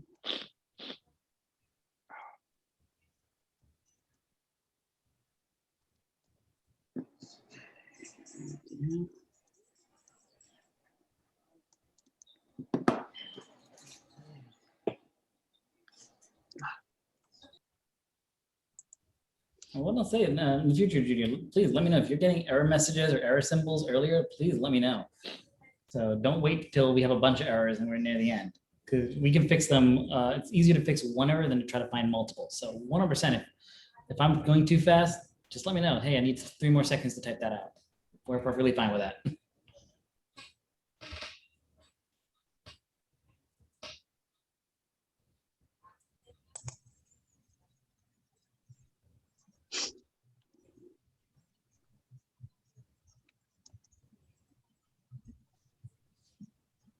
Thing is, I was fixing them on my own, but all right. Like I said, we're class. We're here to help you. You're not alone on this. Besides, you won't. There's one thing that you definitely want to learn how to work with a team because 100%.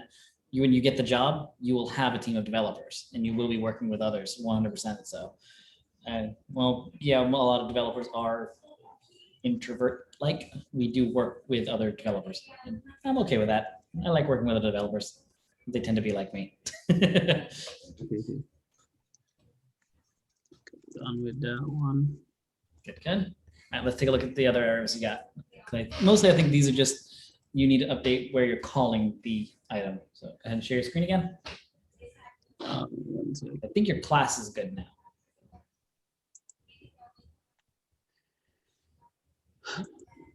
Seems like I have one. The class is fine. So let's head over to, oh, maybe not. Hold on. No, one thing you're missing. Little thing, yeah. Anyone know what it is? It's the new thing we have to do every single line. Just the semicolon at the end of that. Yeah. If you hover over No, it. no, you still needed the call. Yeah, you still needed that. Yeah, hover over it and it'll tell you. That's fine. When you're a mistake. All right, so dog is now fixed. Now let's go back to main. Here it's just like I didn't see that much. So again, hold on. Scroll down again. So again, lines. Wait. Lines 22, 23, 24. We've said this before. You do not need to type in the identifier. These right here. These aren't needed. Do not type these. Oh. Remember, they're going to pop up automatically. So get rid of hair in the colon. You should not be typing any colons in between your parentheses, unless for the for in loop. Those are going to pop in automatically. So get rid of, no, don't type anything. Leave that there. Now get rid of the name as well. Get rid of name. Give it what? This guy. Oh, yeah, okay. Yep. Get rid of that, and you'll see that it'll auto pop those items in. See? Oh. You should never be typing those.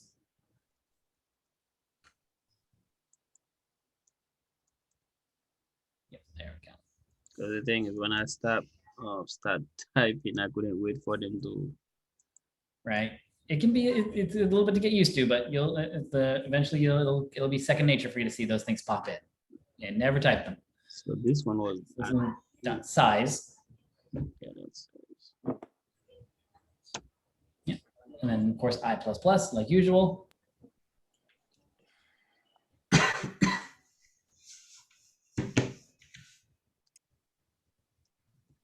And then line 21 is one thing we need to change. There it is. This one I. Yeah. Doesn't he also need a curly brace after the for loop? Oh yeah, you're right. I didn't see that. Yep, we do need an open curly bracket. Yep. There we go. Now, wondering if we have too many curly brackets. Let's see.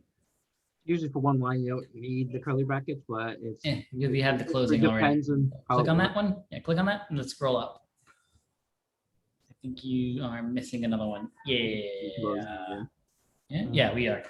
So everything online. So what's wrong is that we have some bad indentation. If you scroll up a little bit, you see how this is all indented, but hold on, stop scrolling for a second. Dang it, that was supposed to be the eraser. So, so you see how this is indented, but this is indented differently? You want all of this to be on the same indentation. Oops. It's all right. I do it here. Yeah, do that one too. Yeah. Oops. Do the unindent first. So shift tab, all the way back so it's lined up to the wall because you have extra spaces. That's what's the problem. You have spaces in there. So again, now indent to the right twice. Two, and now do it the same with your list lines. Same thing. The first tab over, one more time, one over, that's for the class, and then one more over for the method that we're in. Let's scroll down a bit. Same thing for the for loop. Let's do the same thing here. Those should be lined up with the dog as well, because we haven't seen any closing brackets, right? So because there's no closing brackets, the indentation should stay the same. So tab over, tab over. And so now we can see we have an extra gap in between these two, right? There should be we see this very thin line right here, right? Oh, there should be a. Yeah, there should be a semicolon. There should be a closing bracket right there somewhere. So again, this is where indentation really helps. It helps you to figure out, oh, I'm missing a curly bracket or I have extra. There we go. And now it's happy. Let's run it. Good. I will warn you guys, I am very, very, very critical on indentation. I love my indentation. What happened? We got an index out of bounds. Why? Let's go look at your for loop. Did we add things to our list? No, that should still fail. And hold on. It's referring to line 12. Line 12. Yeah. Good catch, Joel. I just noticed that. Let's scroll up to line 12, please. Ah, okay. So did anyone see what's going on? The size of that collection is 0, and you're trying to add something to it. Here, this line. You told our array to have a size of 0. I don't know why my name decides to pop there. Thanks for that. So your int right here, you set it at, this is you setting the size of the array. So you said that my array is going to hold 0 elements. You can't put anything in it. Or at least, yeah, you can't put anything. And you try to access index 3, even though we don't have a box at index 3, right? Yeah. So what size minimum should we make this? 3. Is that right? How many boxes do we have? How many? What indexes does a size of 3 have? So if I create an array with 3 blanks, yeah, that's a size of 3, right? Mm-hmm. What index is this? 0. What index is this? 1. What index? 2. Do I have an index 3? Need 4. Hold on, Titus. Do I have an index 3? No, we don't. So what do we need for our size? 4. There you go. Try it. Now let's see if it runs. Let's give it a shot.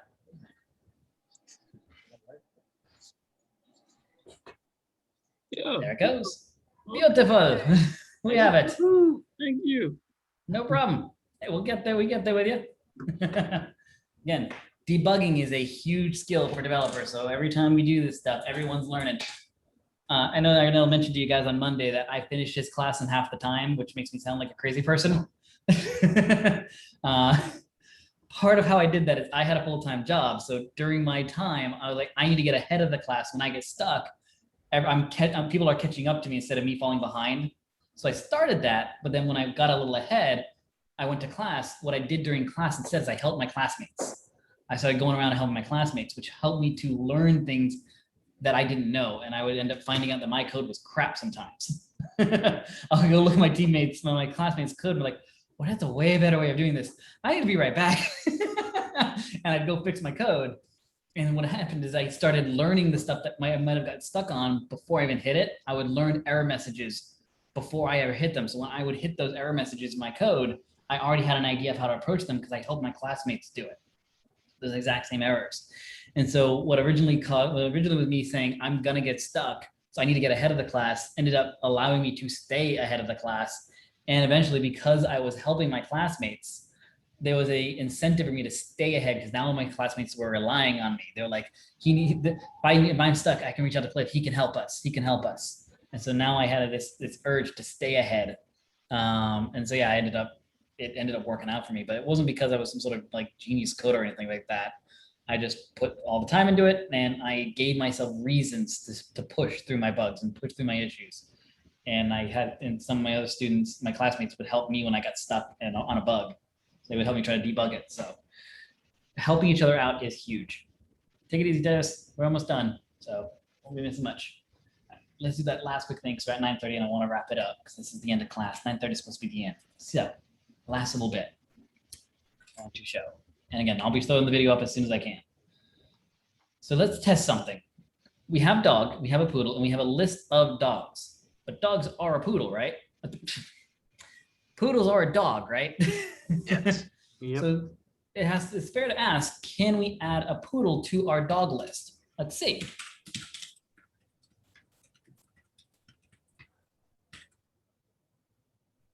What's our poodle hair? White. All right. Color instead of style. I like that. I was wondering, I never said that hair had to be the toughness or the length of it. It could be anything about the hair, it's just a descriptor. But it's funny how we put ourselves in perceived boxes. It's actually a really good thing to learn about code, that be aware that for me, thinking outside of the box is not actually being like, oh, I'm breaking the rules. No, it's about breaking our perceived barriers that we think are there. We constantly put ourselves in boxes that don't exist. And so thinking outside of the box is realizing, the bar from the Matrix, the spoon does not exist. There is no spoon. But... There is no spoon. That's it. Yeah, thank you. I knew I fucked it up. There is no box. We just think there is. We're like, oh, we have to do the length of the hair. No, I never said that. I put mohawk for mine. Was that, Mike? I put mohawk for mine and named him Bart. Love it. That's awesome. Rock poodle. So I got white poodle with a mohawk poodle. Yes. What's our poodle's name? Doodle. We're gonna name our poodle Poodle. Doodle. I said Oodle. Oh, I Oodle. said Doodle. Doodle. Okay, Doodle. I can do Doodle. That works. Our poodle named Doodle. All right. So here's a quick question: is that agree with us? No. It Doesn't seems seem to to be be. okay with it, doesn't it? Yes. Let's find out. Let's run it. Let's see. Well, I would question something about. Well, Hold on. Yeah. I know what you're getting at, but hold on. Yeah. So this is allowed. However, I want to clarify one quick thing. So yes, while we can put poodle into our dog class, if poodle had anything that was specific to it, we could not necessarily access it. The only thing that our program knows is that inside of this list are dogs. Right. So it knows all the dog methods. If I was to do this, let's do, what's something that a poodle can do? technically something that a poodle could do that other dogs can't, but let's just say that our poodle is special. What's something that our poodle can do that other dogs cannot? What? Dance. Dance? All right. It's gonna be fun. I'm gonna have fun with this one. Dance.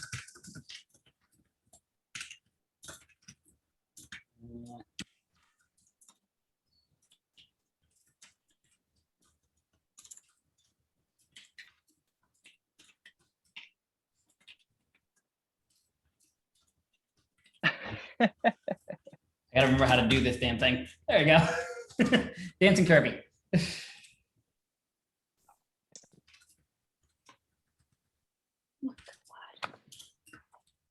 There you go. I used to do that a lot. It's a dancing Kirby. Not a poodle, but I don't know how to do an ASCII poodle, so bear with me. So we have a hidden bit of code. This could be called an Easter egg for developers. We have our poodle can dance, and it prints out a dancing Kirby. All right. The problem is that while I know I could access the poodle specifically, I could go and say, okay, for here, if I try to do down here, S out, dog dot dance, look what happens. That method doesn't exist, does it? No. Because it's not a dog method, it's a poodle method. What I could do is if dog dot class, I think is what I want, right? Wait, why does that feel wrong? Not. What am I thinking? I'm thinking type of, right? John, what am I trying to think of? Why am I If it's the brain same fart? as JavaScript, yeah, type of. Yeah. In front of it, I believe. Oh, yeah, that might be it. Hold on, I'm having a brain fart when this happens.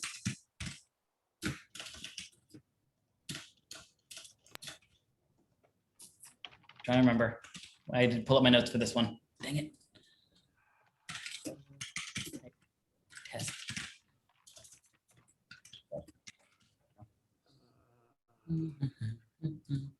Should have pulled up my notes for this first.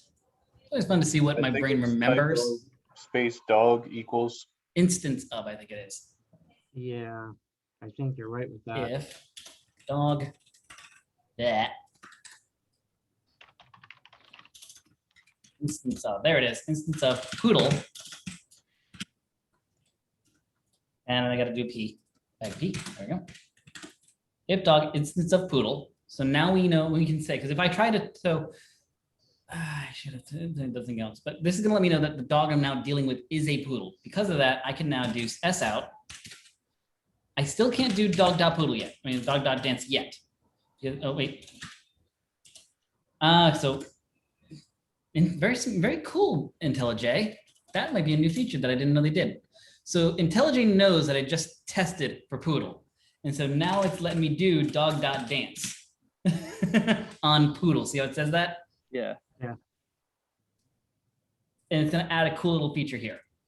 This little thing here is what it's doing with typecasting on the item dog. It's typecasting dog to poodle first. Say, hey, make this dog a poodle, and then run the dance class on it, the dance method on it. And so this allows us to take that dog and dance with it. All the others will not dance because they're not a poodle, but our last one will. So that's the thing to keep in mind. Whatever our list is, it's going to treat every item in it like that class that list is defined as. It only knows for sure. It knows, because if we try to do a dance on a dog that isn't a poodle, we're going to get an error. This isn't going to be like, that method doesn't exist. So that's why we aren't allowed to do it. Because even though we put a poodle in, our system, our program doesn't know, there's no way to guarantee that this item inside our list is a poodle. And so it won't let us run it. It's going to error. Be like, there's a chance this might not work and I'm going to crash. So what does that fall under? Is that encapsulation? What is it? This would be under encapsulation because because of inheritance, we can have a list of dogs and anything that is a dog can go underneath it. But this is where we kind of crisscross though into abstraction, because we do abstract away from the list that the poodle method has other items. That even though we have a poodle in there, we can't access the poodle methods because a dog doesn't know what a poodle is. The parent class doesn't know of its children, which sounds weird, when you think about the analogy. But the dog doesn't understand the parent. Have you ever had a situation where like my parents don't understand me because I want to be a dancer, not a doctor, kind of thing? It's kind of like that, I guess you could say, is the analogy. The parent class doesn't understand the children's uniqueness. It only knows what it only can say, I know what my children have and I can treat them like that. And so that's how it works. The dog can only treat the poodles like a dog because that's all it knows for sure. By typecasting it, we then say, hey, we know this is a poodle, so we can treat it like a poodle and now access the poodle's items. That makes sense? Again, we're going to get more into this as we go. I just want to showcase that that's one of the cool things about inheritance. Give a little sneak at what's coming up in the future. Sound good? So now, over the weekend, I think I'm going to try to give you guys, I want to see what we can do with but again, this is probably going to be a weekend and until I come back to class. So this is going to be a nice long-term project for you guys. So you guys can try it out even after you do the first 30 days of code stuff. So I'm going to put the assignment in for the fruit stand. That's it. That's what I'm looking for. I'm going to redo the fruit stand, but this time we're going to do a list of fruit objects. Okay. So you're going to turn your fruit to objects, and you're going to create a list of fruit objects. And you're going to see how this is going to make this item a little easier because you're not going to have multiple item arrays where you're trying to match them up via index. Instead, you're going to have a single fruit with all the details on it. Sound interesting? Yes. So that's going to be the goal. I'm going to put that in the classroom with the details what you're trying to do. That's going to go in the classroom tonight/tomorrow morning as soon as it posts. And again, that one won't be due until, wait, I gotta look up the calendar now. I think we have 1 week that we will be together though, before the break. If I pull up the calendar quick. I just took a picture of my bar. It's like 1 week before the these are the days that the parents are here. And then we do have this week and then this one's off. Okay, so yeah. So on the 28th, this will be due because that's when we'll review it. So on the 28th, so the due date will be on the 27th. Of course, if you finish it earlier, go ahead and submit it. But it won't be due till the 27th. On the 21st, 22nd, 24th, 30 days, the first 9 days of, or as many as you can do with the allotment of the time lock. We only just unlocked it Tuesday. Right. But go through as many hacker ranks as you can between then. If you somehow do run out of them and have nothing to work on, feel free to work on the fruit stand as a class. Sound good?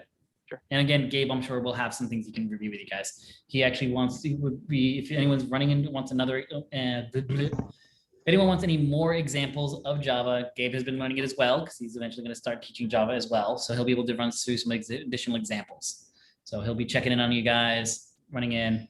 I'm going to try to pop in. If I'm just sitting at home with the family, I'm going to jump into the Zoom meeting. So only reason why I'm even doing this, like I said, is because the parents kind of threw this on us without warning. So at least my wife might have known. I didn't because I would have told them I have class that week. Fun. But when the in-laws come, you take care of the in-laws.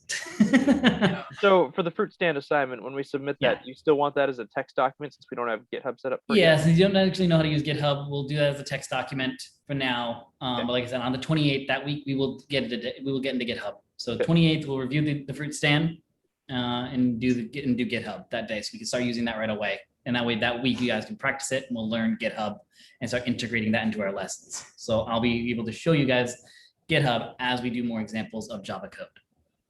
Sound good? Sounds great. Awesome. Like I said, I will be jumping in as I can on the next day's classes. If I'm just sitting here at home, I will gladly jump in and kind of check in on how you guys are doing HackerRank, answer questions. Gabe you'll be joining Gabe's links. So I'm going to tell Gabe to post you his links for class. So you'll be joining technically cohort 14, but he'll put you in a breakout room. Okay, cool. All right. Cohort 11, you guys can kind of help out, but again, you guys have already done HackerRank's first 10 days of code. So if you do join, kind of just let them solve them. If you want to assist, make sure they don't fall down pitfalls or rabbit holes, help them out with answering questions. That works. If you want to take like a teacher role, that works. Otherwise, you guys can work on the remainder of your 30 days of code. I think you had a couple at the end that you were trying to review again. If you want to do those or solve some algorithms. But yeah, I'll give you guys, if you guys need some assignments, cohort 11, let me know. Like I think only Jim or Elaine's still left over, but I will work with you guys on Slack Or John, if you have some items you want to give them in case they want stuff, that works too. If you have any algorithms you think would be beneficial to them, if John's still there.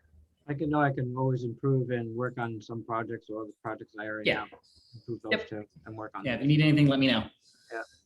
Any questions? I just want to talk to you for a second or two after. The Oh yeah, of course. Just stay in the client. Just stay in the slide. Stay in the Zoom. Yeah. I need to stop talking. My tongue's giving up. All right. All right. And yeah, if any, and during the entire time over the weekend, during the next week, feel free to send me Slacks. I'll be on Slack. I have it on my phone, so I have a message. So any questions, if you get stuck on anything, post it in Slack. At any time, feel free to @ me if you need me to ping the channel anytime. So if you post a question and no one's answering, @ me 100%. Do @ Cliff. I will pop in, and 9 times out of 10, I'd like to try to let your classmates answer a question first. But if I do see that no one's answering, I will help you out and answer your question for you. All right. Awesome. Yep, sounds great. All right. I will see everybody. I'm going to try to make sure I jump in at least a little for a couple minutes on Monday. So I will try to see you all on Monday. All right. Fantastic. See you then, everyone. Take care. Good night, Cliff. Thanks. Good night. Hey, Cliff. Thank you, Cliff. Good night, everybody. Good night. Night. Good night. Bye.